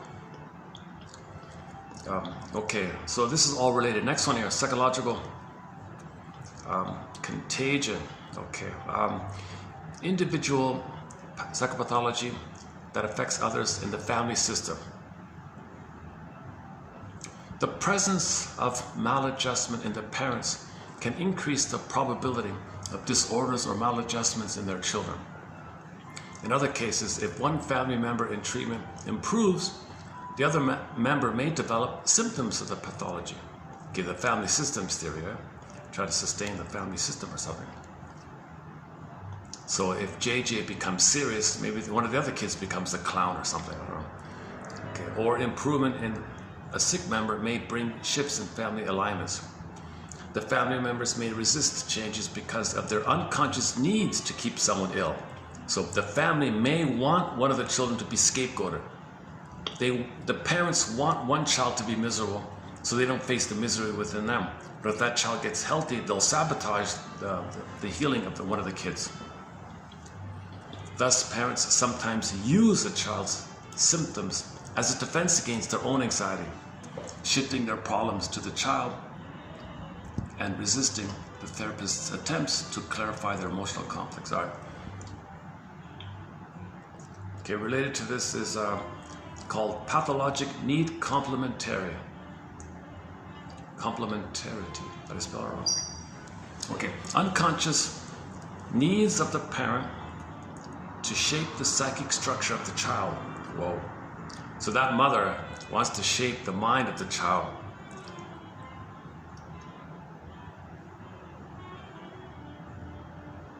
Where the child has no autonomy and no identity. So the mother's creating that for her needs. Unconscious needs of the parent to shape the psychic structure of the child. The parent's unconscious needs are transferred to the child as rigid demands that the child accepts passively, like a post-hypnosis induction, a hypnosis. So the mother hypnotizes the child with the watch. You will not be yourself. You will take care of me. Here you go, child. Put that in your mind, the watch. Okay, keep yourself hypnotized. By accepting such demands, the child's dependent needs are gratified. Okay, well, the child needs a mother, so that's how he has a mother, by doing that. The parent and child feed each other's narcissistic demands, thus helping to overcome loneliness, helplessness, and isolation. So it's a dysfunctional system. Sometimes this is called, from the child's point of view, the child is on a madness quest or something, some kind of madness, they call it a madness role or something. So this is the recruitment of a child to embody, so scapegoating would be an example, right? Okay, recruitment of a child to embody and externalize the parents' feelings of badness or craziness. Okay, so if one of the parents feels bad or crazy, okay, the child will act that out for them. The child will do it to please them, to protect them and save them and please them and comfort them. All right, parents, you feel that within you? I'll act that out. I sense it, I pick it up, I'll do it. I'll be naughty. You think you're naughty? I'll be naughty. So you don't have to admit the pain of it being within you. I protect you because I'll display it. You can vicariously see your naughtiness by my behavior. So kids who are naughty in the family, they might be picking up from the parents' unconscious their wish to be naughty. He calls it here the madness role or something. Maybe like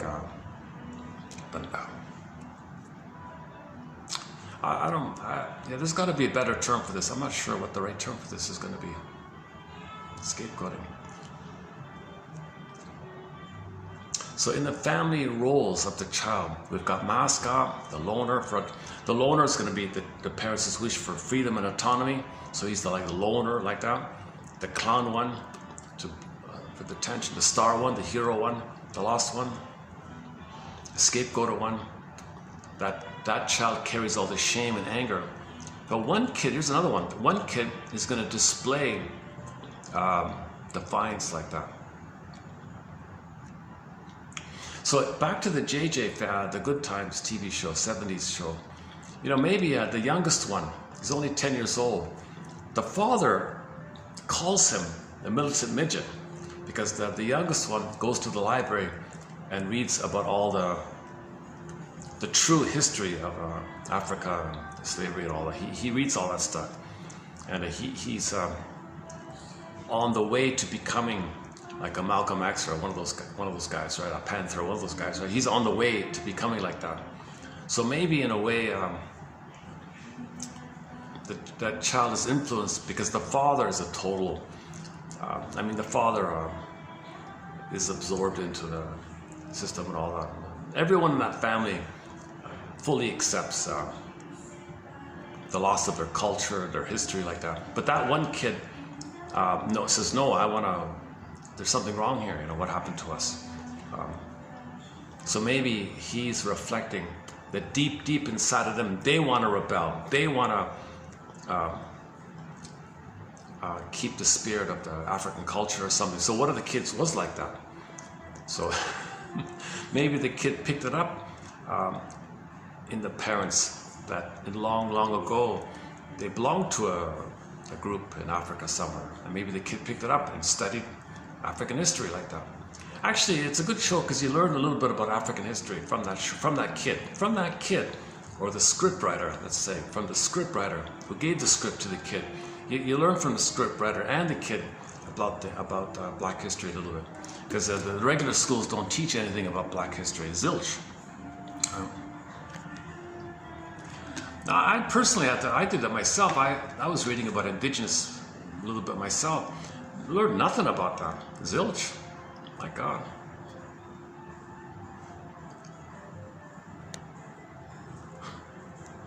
I can give examples about it. But anyways, so if secretly the father, deep down inside, secretly, he wishes he could be like a Black Panther or something like that, but he doesn't know it. Maybe the son picks it up. Maybe the son picked it up and played that role for him. Maybe he picked it up somehow. This contagious effect. Okay, in this example here, recruitment of a child. Okay, so back to the naughty one. So if one of the parents feels that they're bad or crazy, whatever it is, one of the children will externalize it, embody it to protect them. The parent seeks the embodiment of those feelings in the child. Okay, badness mission. Madness mission. What should it be called here? Naughty role, defiant role, the menace role or something? Rebel. Let's just say it's the rebel. Okay, rebel role. Okay, the rebel. Let's just say that. So one children can play the rebel, right? Okay. So the rebel role in the family system. So recruitment of a child to embody and externalize a parent's feelings of rebellion. Okay, it calls it either badness or craziness. The parent seeks the embodiment of those feelings in the child. Okay, example here was, a father feels trapped and angry in his marriage, but cannot admit these feelings to himself. He fears what might happen to the marriage if he lets the feelings out. His teenage son begins to get into trouble at school and with other boys on the weekend. The son, okay, is acting out his father's unacceptable feelings. The son is being rebellious. So the father's unhappy in the marriage, he wants to rebel. He bottles it in. The kid is rebellious in school like that. Neurotic complementarity, a relationship in which each partner satisfies a neurotic need in the other. In Route 66, she joked, "Oh, people don't love anymore. They're just neurotic complementary of egos."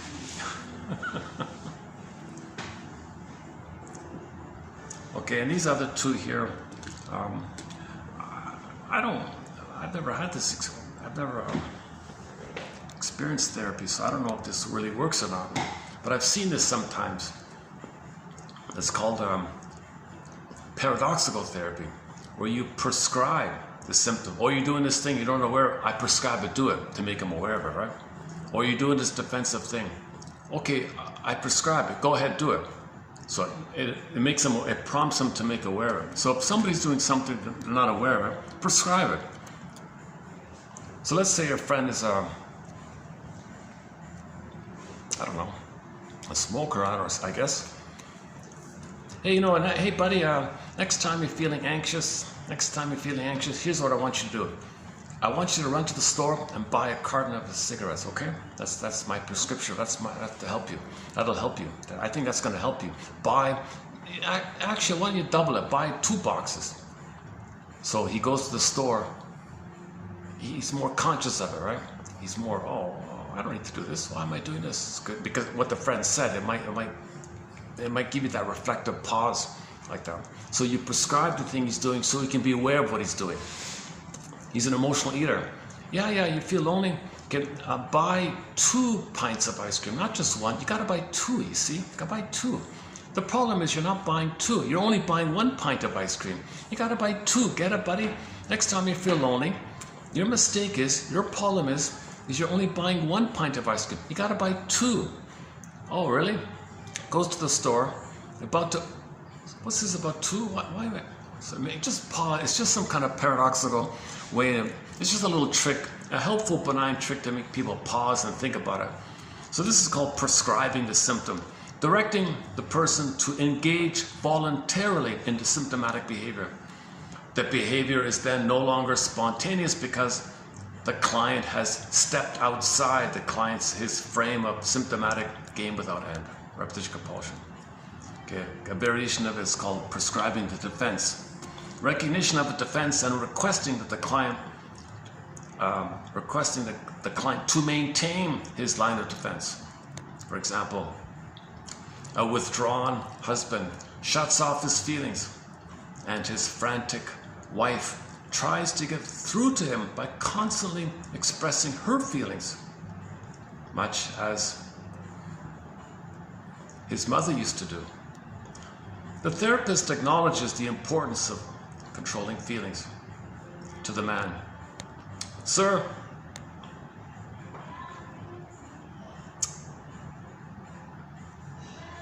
way to go, sir. It takes courage and independence not to allow your wife to infringe on you. So it's the same idea, right?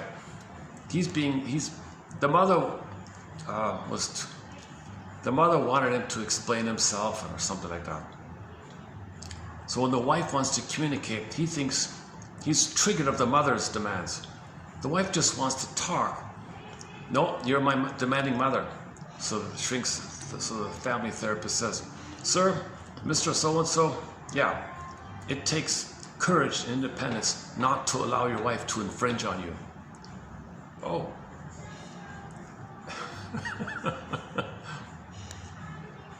Because he wants the mother not to infringe upon him. So it's just like a little pause mechanism. It's not a perfect cure like that. That's called prescribing the defense, prescribing the symptom. Okay, neurotic complementarity, a relationship in which each partner satisfies the neurotic need of the other.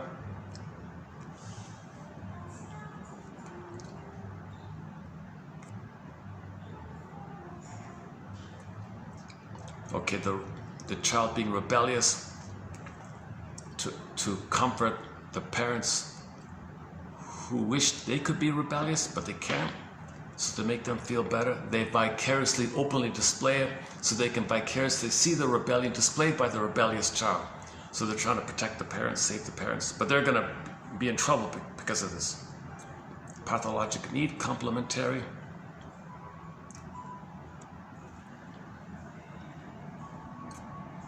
Okay, this is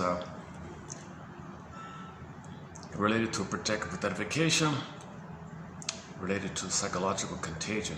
Okay, psychological contagion. Individual psychopathology that affects others in the family system. The presence of maladjustment in the parents can increase the probability of disorders and maladjustments in the children. In other cases, if one family member in treatment improves, okay, this is back to the family systems one. Okay, one more here about acting out. If there's a change in the family system, right? I think the common one is, oh yeah, there's another one. I forgot about this one. The kid was in school, primary school. Now he's about to graduate grade 6 or something and go to middle school at another location or something. So there's going to be like a change in the family. The parents felt like what they had was changed. Like he's going to be more entering into the more adult, like he's growing up or something.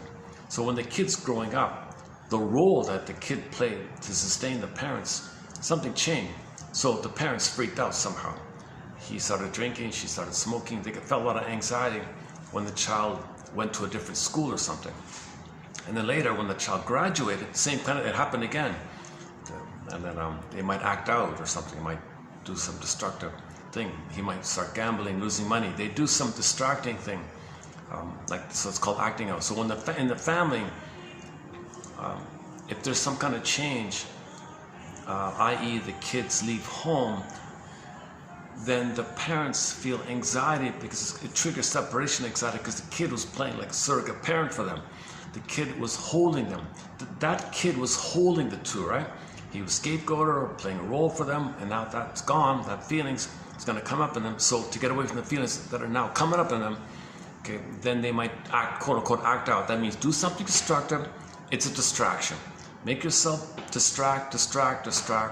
Okay, you might overeat or something, or do some risky investment or something. Just distract themselves to feel important, to compensate. Acting out. The enactment of unconscious tension in the form of disruptive behavior. Defined from a family system's perspective, acting out is a symptom cultivated when a family is undergoing stress. All right.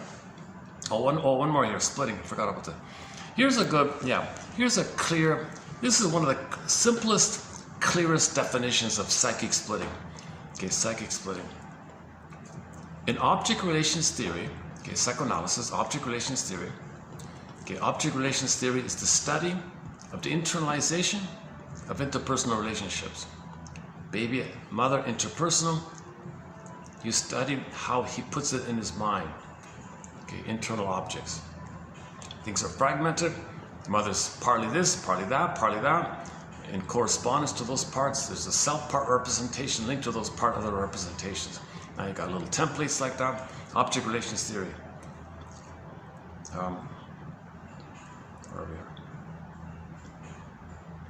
Okay, psychic splitting. In object relations theory, this is a raw, quote-unquote, primitive defense mechanism in which an individual splits the good from the bad in an external object and then internalizes this split perception. So the baby can't see that the mother is the same person who's both frustrating and annoying and satisfying. Sometimes the mother's okay, sometimes she's frustrating. What the hell? What's going on here? Baby can't tolerate this confusion. He's got no ego to do so.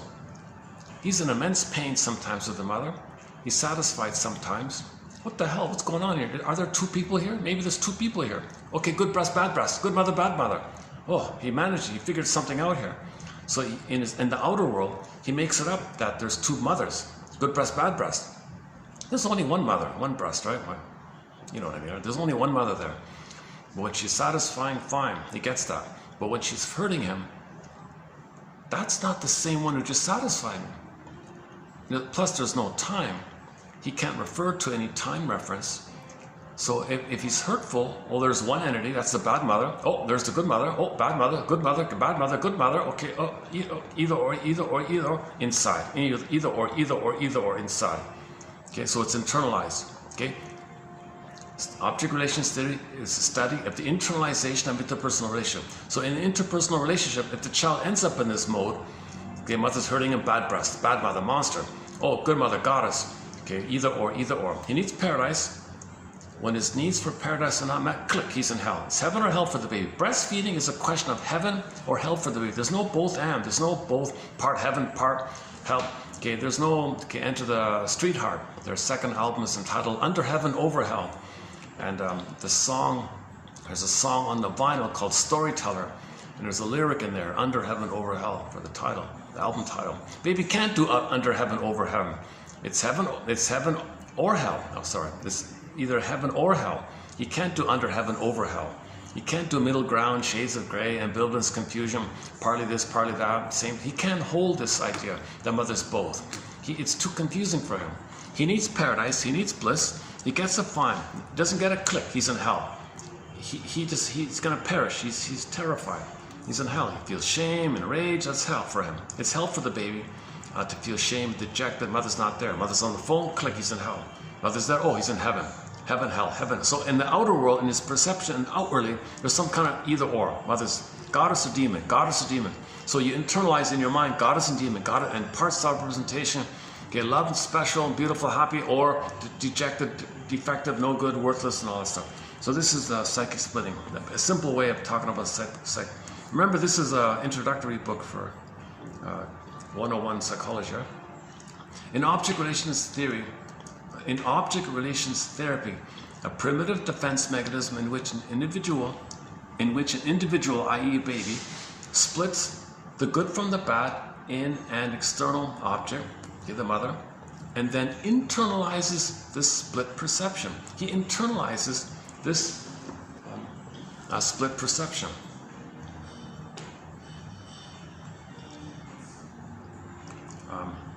Thus they experience their thoughts and feelings and what they see and how they perceive things in terms of this, either or, black or white, all or nothing.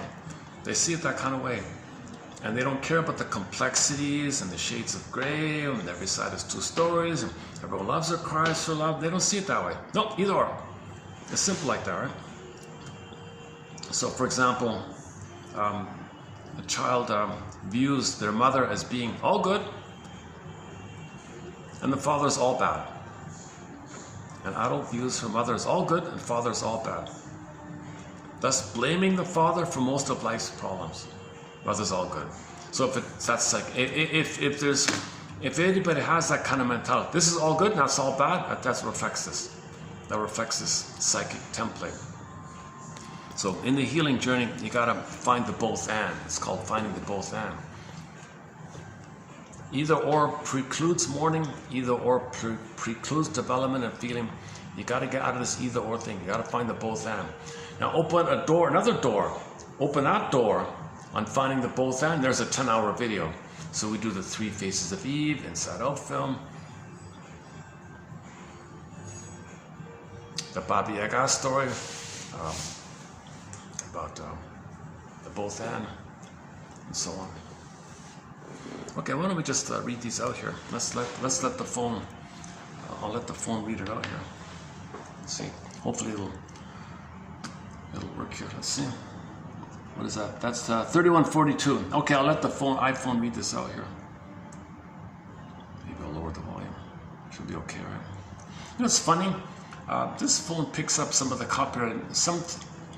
When I do videos here, on occasion, some of this music in the background is copyrighted. Believe it or not, here it should be okay. If I open the door and the phone picks up the music more clearly, it's copyrighted. Okay, never mind.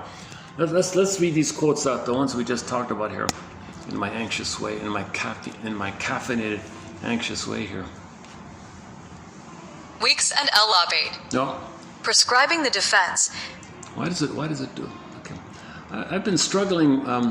Let's try again here. It begins with prescribing the symptom, directing the client to engage voluntarily in the symptomatic behavior. The behavior is then no longer spontaneous because the client has stepped outside the client's frame of the symptomatic game without end. S. Sauber et al. Referencing P. Watzlawick, J. Bevan, and D. Jackson, D. N. Weeks, and L. Labate.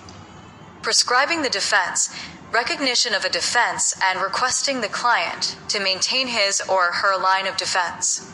A withdrawn husband shuts off his feelings, and his frantic wife tries to get through to him by constantly expressing her feelings, much as his mother used to do. The therapist acknowledges the importance of controlling feelings.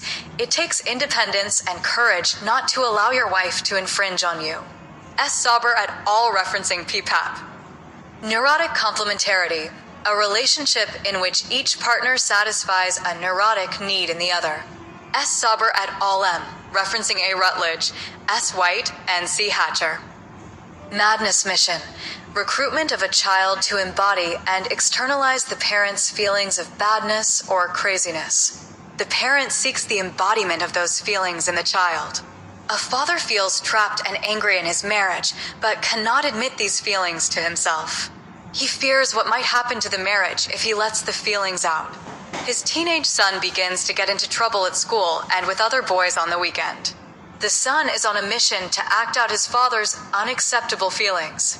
S. Sauber et al. Referencing H. Stearlin. Pathologic need complementary, unconscious needs of the parent to shape the psychic structure of the child. The parent's unconscious needs are transferred to the child as rigid superego demands that the child accepts passively. By accepting such demands, the child's dependent needs are gratified. The parent and child feed each other's narcissistic demands, thus helping to overcome loneliness, helplessness, and isolation. S. Sauber et al. Referencing I. Bossermeni Inagi, G. Zook, and D. Rubenstein. Projective identification, marital partners' projection of certain aspects of themselves onto their mates. The first partner thus views the mate as an embodiment of the projected characteristic. This projection is often part of self-object representation based on early family relationships, one's own family of origin. Through the process of projective identification, one or both partners misperceive important aspects of the other's character. Because the misperceptions serve to meet certain denied needs, the partners are strongly motivated to sustain them, regardless of the actual behavior manifested. A 32-year-old wife, married for 8 years, was reared by an overprotective mother. She perceives her husband as being like her mother, and in anger often describes him as a mother hen, or as a person who would have made a good wife. No matter how masculine the husband's pursuits are, the wife's perception blinds her to those aspects of his character that do not fit her projected image of him. Their interactions take on a pseudo-realistic quality as the wife undermines the husband's confidence and encourages him to behave in ways similar to her projected image. S. Sauber et al. Referencing C. Everett et al., S. Greenspan, and M. Menino. Psychological contagion, individual psychopathology that affects others in the family system. The presence of maladjustment in the parents can increase the probability of disorders or maladjustments in their children. In other cases, if one family member in treatment improves, another member may develop symptoms of pathology, or improvement in a sick member may bring shifts in family alignments. The family members may resist changes because of their unconscious needs to keep someone ill.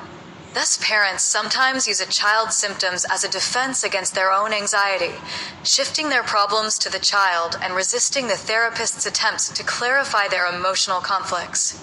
S. Sauber et al. Referencing J. Ehrenwald, Lindsay T. Acting out, the enactment of unconscious tension in the form of disruptive behavior. Defined from a family system's perspective, acting out is symptom cultivated when a family is undergoing stress. S. Sauber et al. Referencing E. Carter and M. McGoldrick. Splitting. In object relations therapy, a primitive defense mechanism in which an individual splits the good from the bad in an external object and then internalizes this split perception. Thus, individuals experience perceptions, thoughts, and feelings in terms of black and white, without regard to the complexities of reality. An adult views her mother as being all good and her father as being all bad, thus blaming the father for most of life's problems.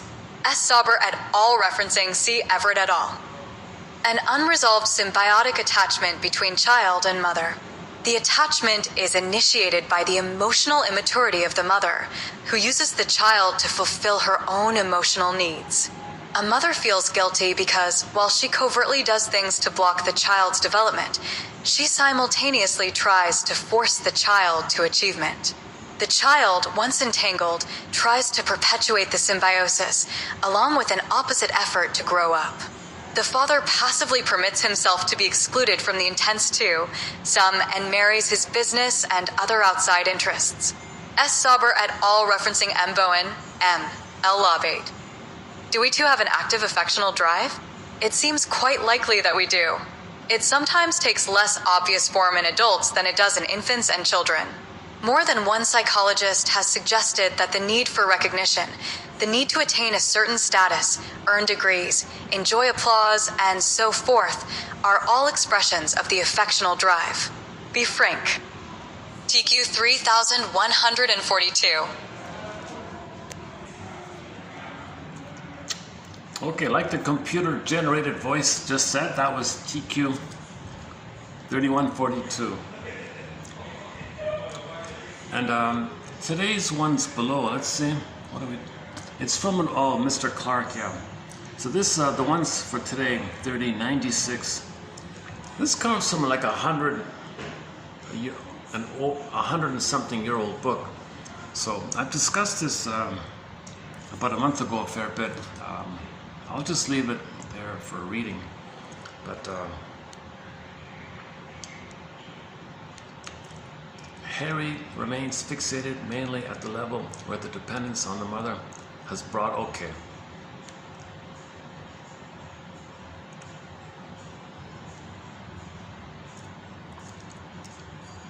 Okay, here's an example of the mother was promoting dependency. So do these chores and I'll give you candy. Okay, that was a continuation of a good baby, I'll nurse you. He talks a little bit like that. First one there. Second one. Neurosis is a pathological state in which the individual emotionally withdraws from certain phases of reality and regresses to earlier stages, oral fixation, which can be enjoyed in distorted form in symptoms. Okay, so symptoms can be an oral fixation, okay, as well.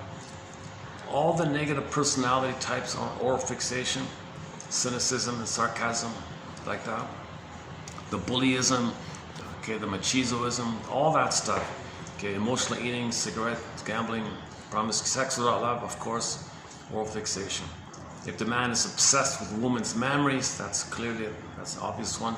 Okay, go to the Kim Mitchell's album cover called Oral Fixation, spelled with you, a little play there. He's got an image there of some of the oral fixations.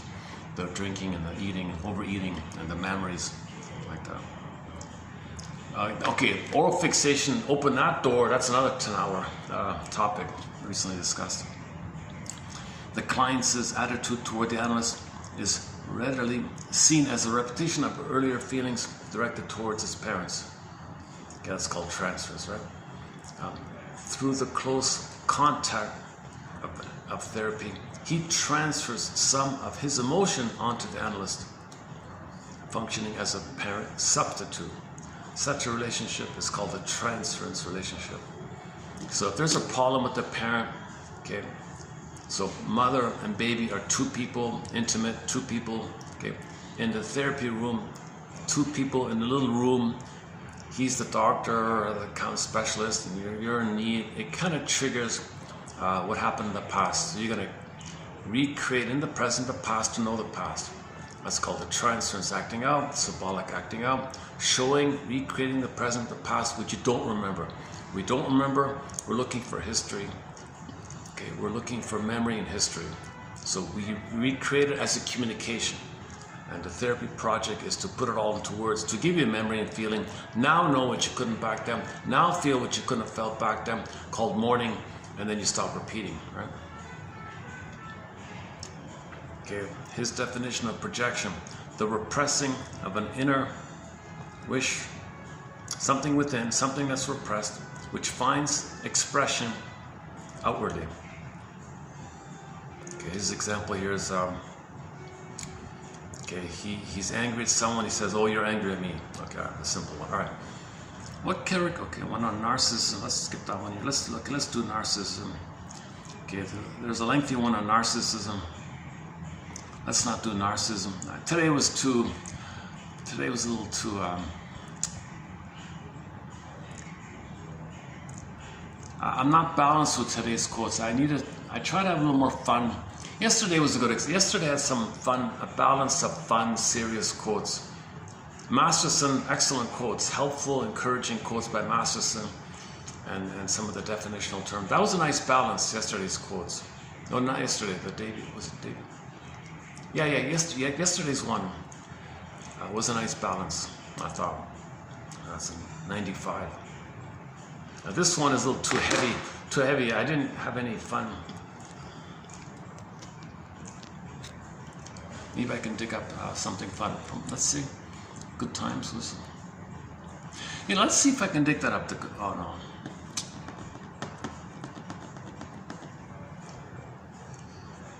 One good thing about that show, Good Times, is that father doesn't have Elias complex. He's not jealous of his son. He supports his two sons. He wants them to develop. He wants them to be happy. So the older son was down on himself about his painting. Hey man, don't be down on yourself. Come on, here, I'm gonna help you. We'll do this. And that was a touching scene like that.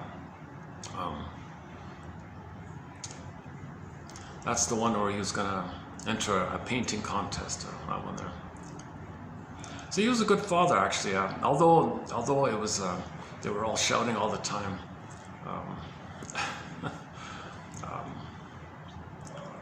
They were clearly a close, caring family like that.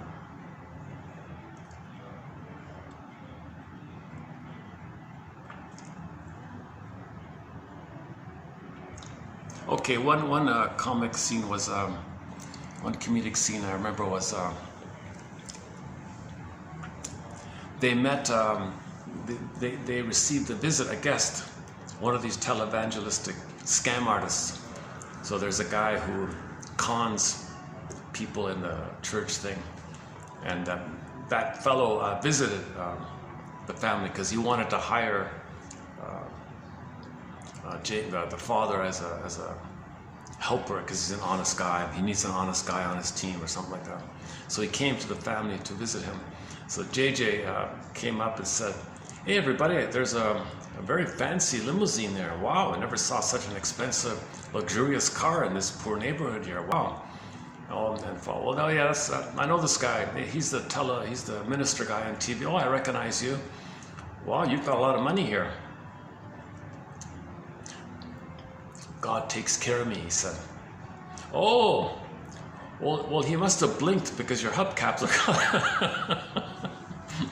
God must have blinked because your hubcaps are gone.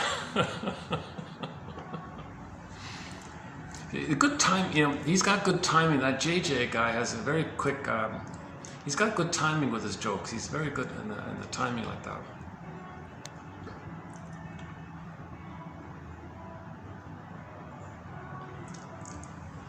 It might take me a while to dig up the thing. But let's, anything else about Mr. This is all from Mr. Clark. What else about him? Okay, so schizoid. So in general, the schizoid dynamic means there's like more fantasies going on, but you still accept reality, but you live more in the fantasy world. Versus the psychosis area, they're actually living in a dream thing, and they're getting their needs met in this alternative universe. So the people in the hospital, okay, the psychotics, right? A mental state in which the life force of the person is withdrawn from people in the real world, and in which he is unable to enjoy, in fantasy, repressed wishes and strivings incompatible with reality. So these are the people in the hospital who are having their own little world like that, and they're meeting their needs like that. Versus schizoid, no, you function in reality, but you're just alone, reading and dreaming or something. So it's a question of degree here. So he's got that in here. Okay, again, with narcissism, there's a lot of magical thinking. Okay, let's not do narcissism. Projection, that's it.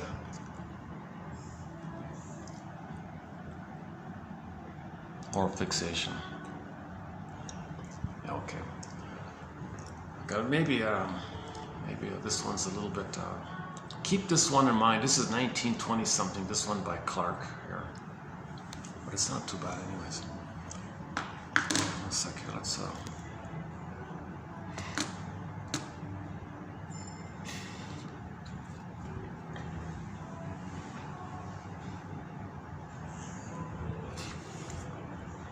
Am I online here? Let's see. What's online here? Let's dig up YouTube here. What's on? Let's see if we can find something here. What shows up here? Oh, Jose Feliciano. Oh, that's copyright. I've tried to play Jose Feliciano before. Copyrighted stuff here.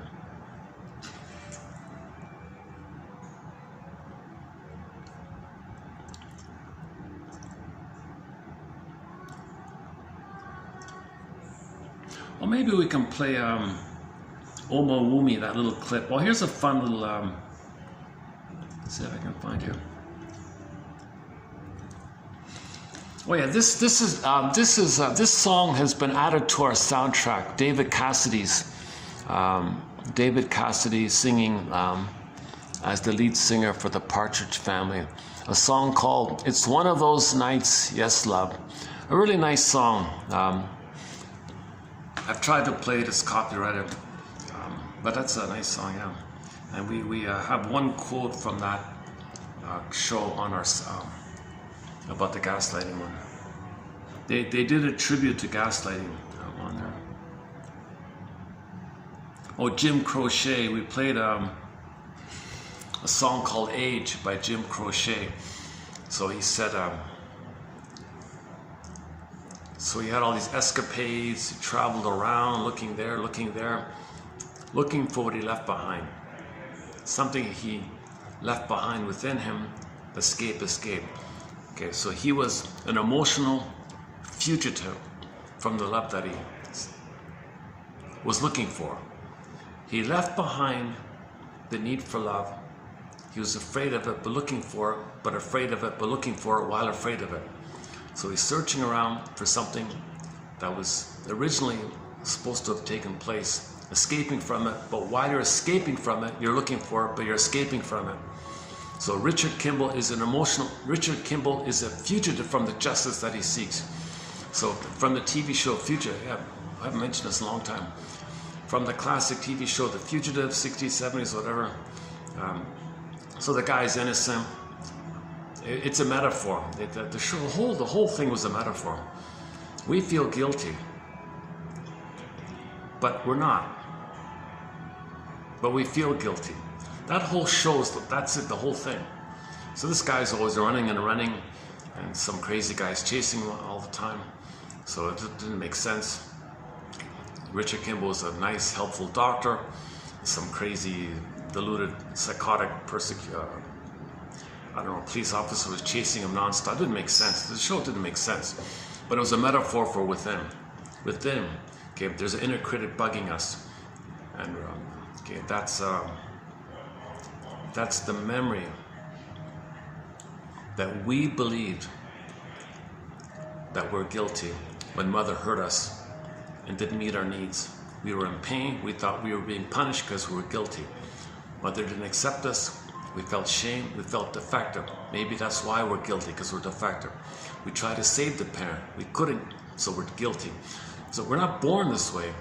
After the trauma, we thought this way to get along with the mother, to organize the emotions. We thought we're guilty, and mother must be seen as good to account for the pain. Something wrong with me. So I'm not okay, you're okay.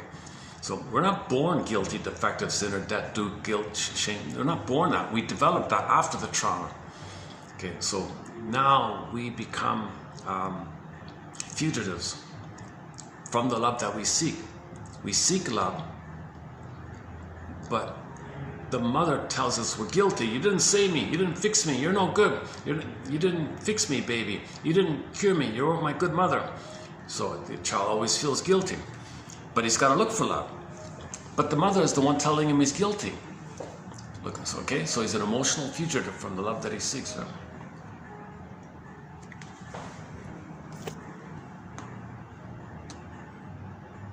Where's that? Let's see if we can. Oh, here's Laid on the Line.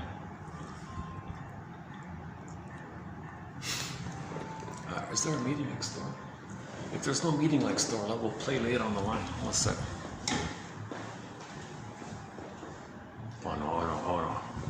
No, they got a meeting next door. I was gonna play Laid on the Line. Triumphs there. There's a very good cover of Laid on the Line by Alyona. Where is it? Where is it? Lost it already. What happened? Alyona Yaroshina. Oh, the show One Step Beyond, yeah. The cover singer Alyona Yaroshina does an excellent cover of Triumph's Laid on the Line. But there's a meeting next door. I don't want to play it. I saw, One Step Beyond.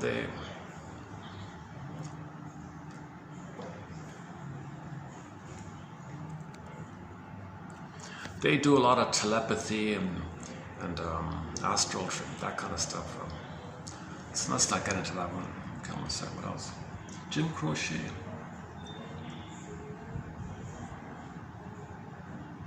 Twilight Zone.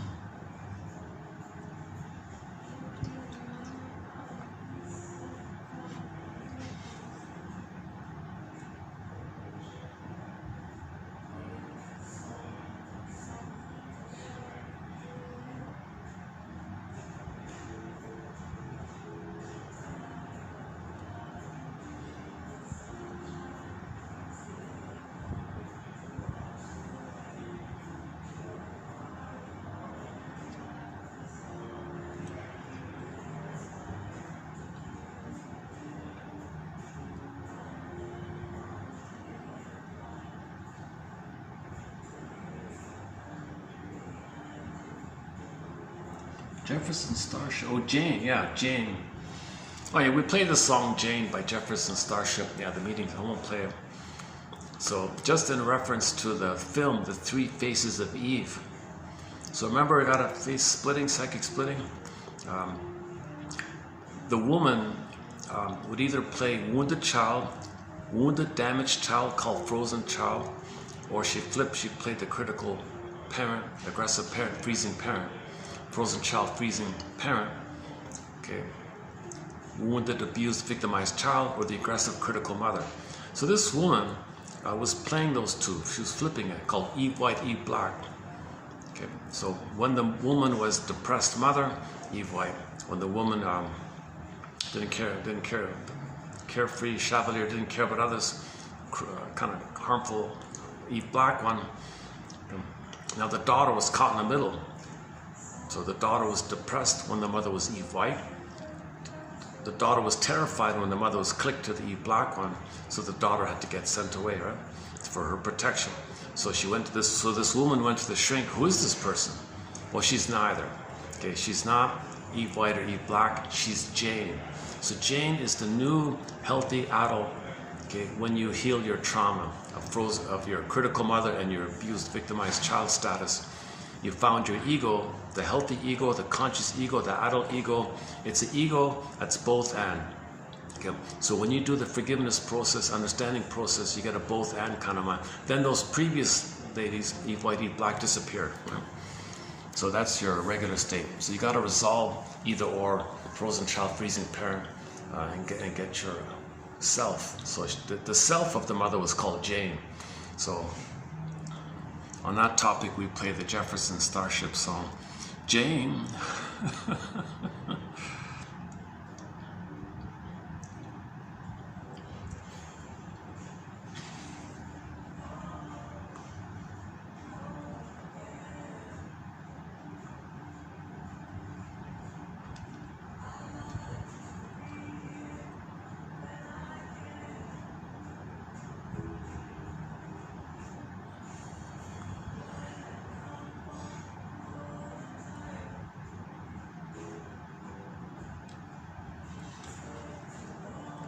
So more Twilight Zone.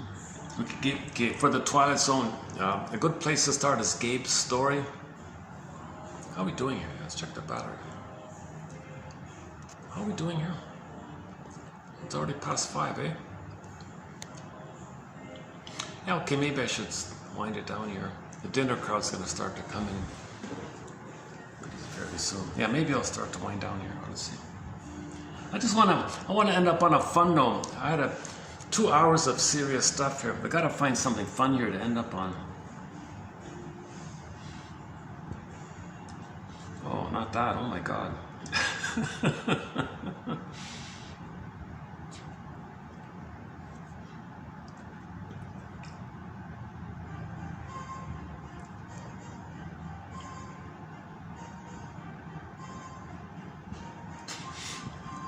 Oh, here's a belly dance song.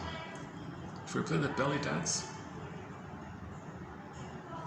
That might be fun. You're still there. Where can I? If I leave, then I can play it somewhere else, right? Oh, so let's try. Hold on a second. Let me try it one more time.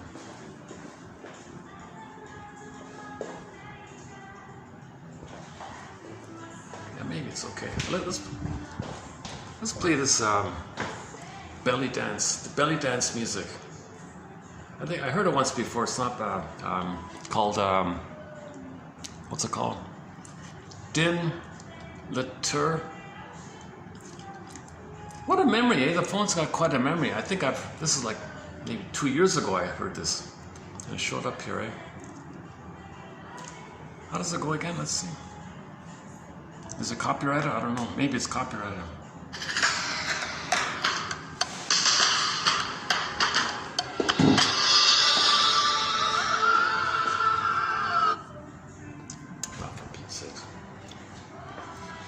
So sensitive. You know why I'm reminded of it? Because I saw one of the episodes recently, One Step Beyond. It was a desert thing.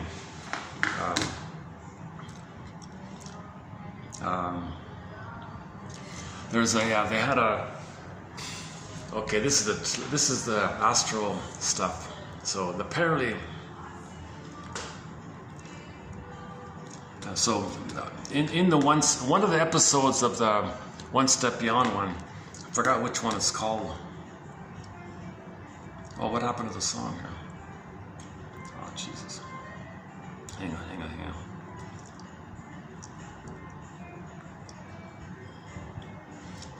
Now let's go to the history part.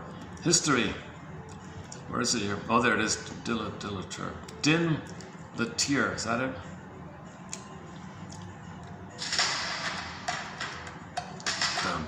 Okay. Yeah, this would be a good song for that episode. So there's a. One sec.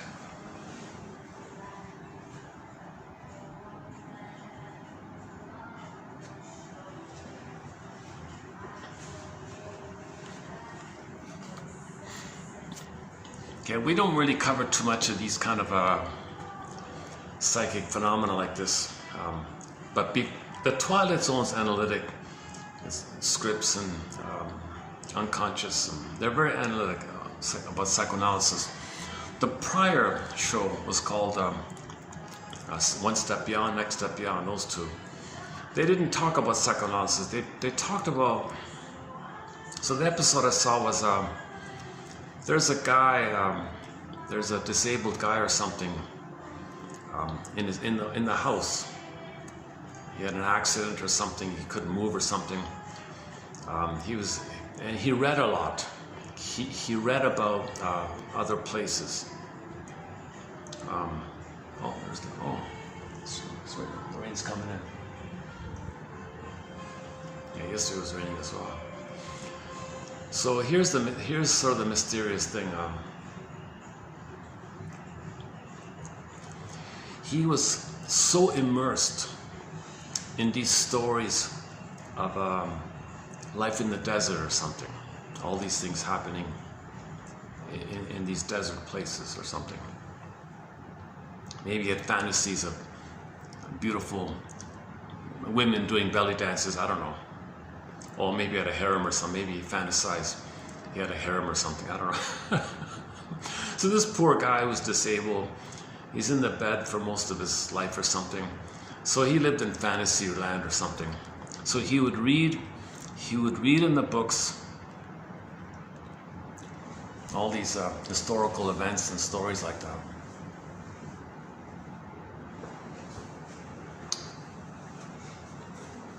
So somehow his psyche, his psyche went to these kind of places. His mind went to these kind of places through the book. He thought he was in these places. Now, in actual reality, there was 3 people in the desert searching for something, I forgot.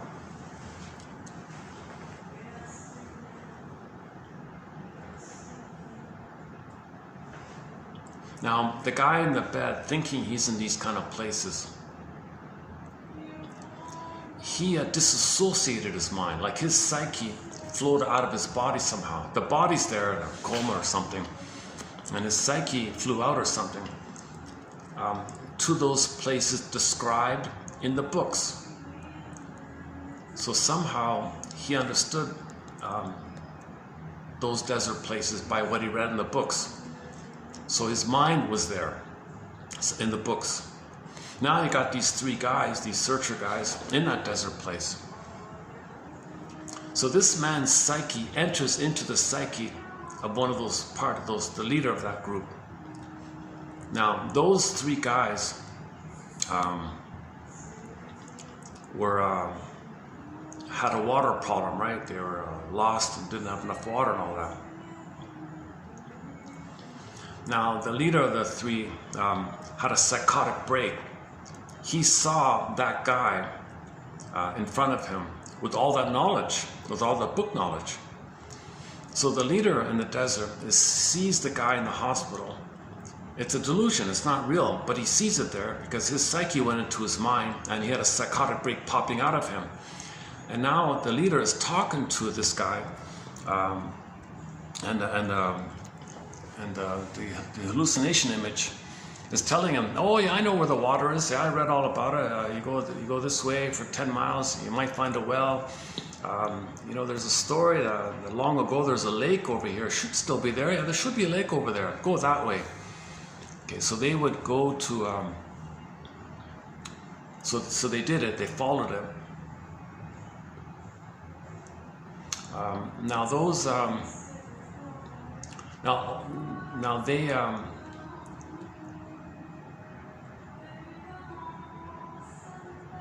now because his information was outdated and inaccurate, one of the guys didn't make it. Dehydrated, died of dehydration or something.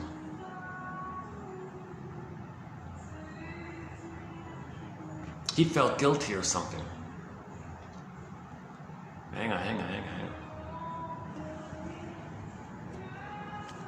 Okay, I missed the detail. I missed some detail here. So the guy in the bed, his mind disassociated. He appears in the place that he read about. Now, in the actual place, you got those three guys there. He went into the mind of one of them. Okay, that leader of that party had a psychotic break because they were dehydrated and tired, and he saw that character in front of him. So he believed he was interacting with that guy in the bed who had all the book knowledge. But the book knowledge was outdated and incorrect, and it caused problems. And some of the members, two of the members, I think, didn't make it due to dehydration. Maybe, I think he said he felt guilty or something with the wrong, sorry, I gave you the wrong information or something. So anyways, meanwhile, the guy at the bed passed away due to dehydration, and there was lots of water on the table, on the bed table. He could still help himself and drink, but he died of dehydration. Why?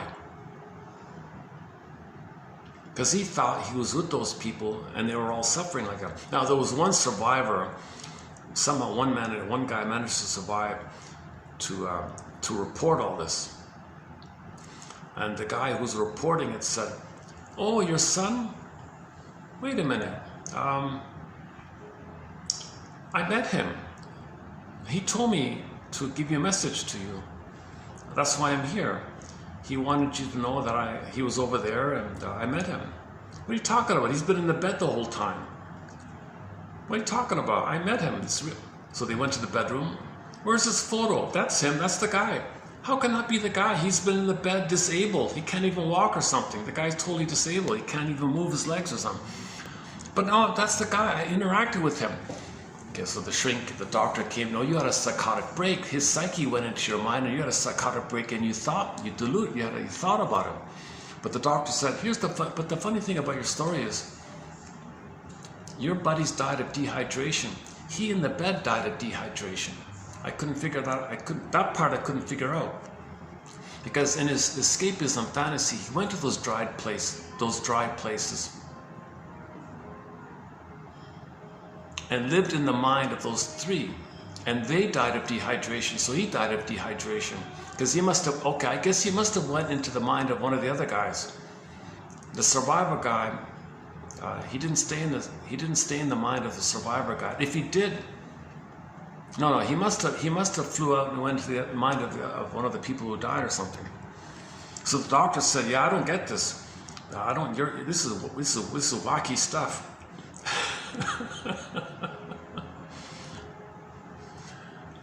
So I'm not too interested in this topic of the psychic mind travel or something like that.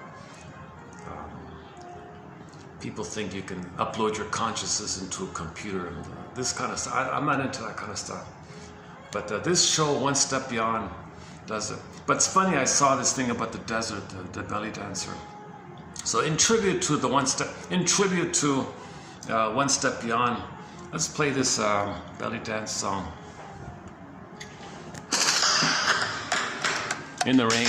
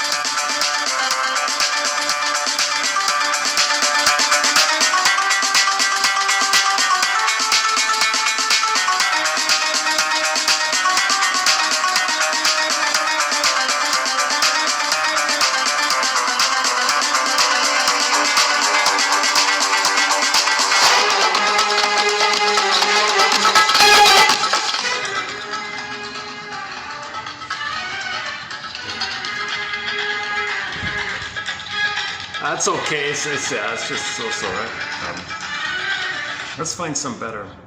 Let's find some better belly. Let's find some other belly dance music. 2 million views. This song here. It's okay, right? All right. Well, maybe we can play. I started wearing these knee stabilizers. Hang on. That's it. Let's close. Oh, let's play the Rakia Alton Gun, or another Sanchez one. Partridge. I can't play Partridge Family. Oh, La Bouche. Hang on. If you ask me.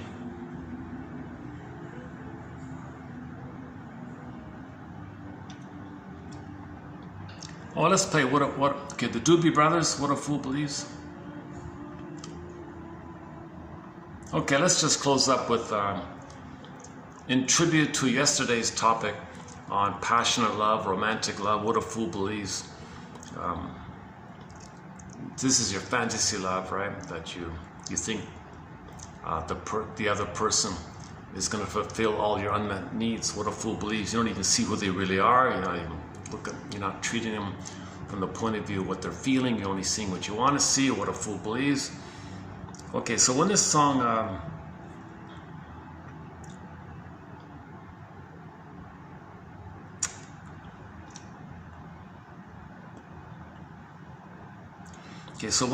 ends, I'll close the video here. Okay, so thanks very much. Not one of my better videos, I feel it. Son of a gun, eh? I've done some good videos. I feel like I've done some okay videos. It kind of depends on the content, my mood, different factors. The conditions were really good today. I had really good conditions here. This is a Monday afternoon.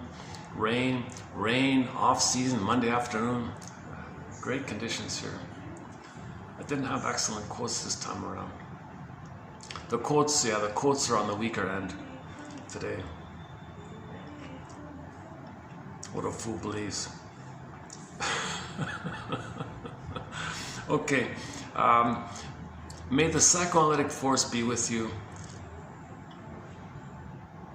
Let's continue exploring topics such as transference and projection and repetition compulsion and identifying our templates. How do we become more rounded and more whole and accept more of ourselves?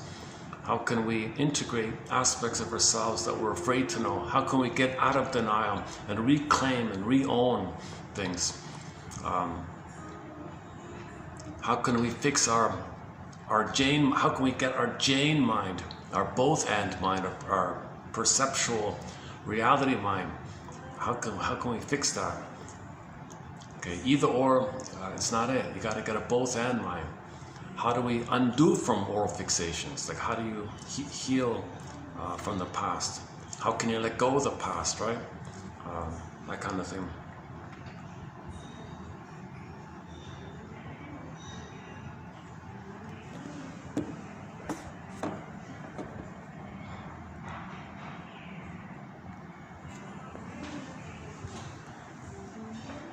Let's move towards being saved by understanding.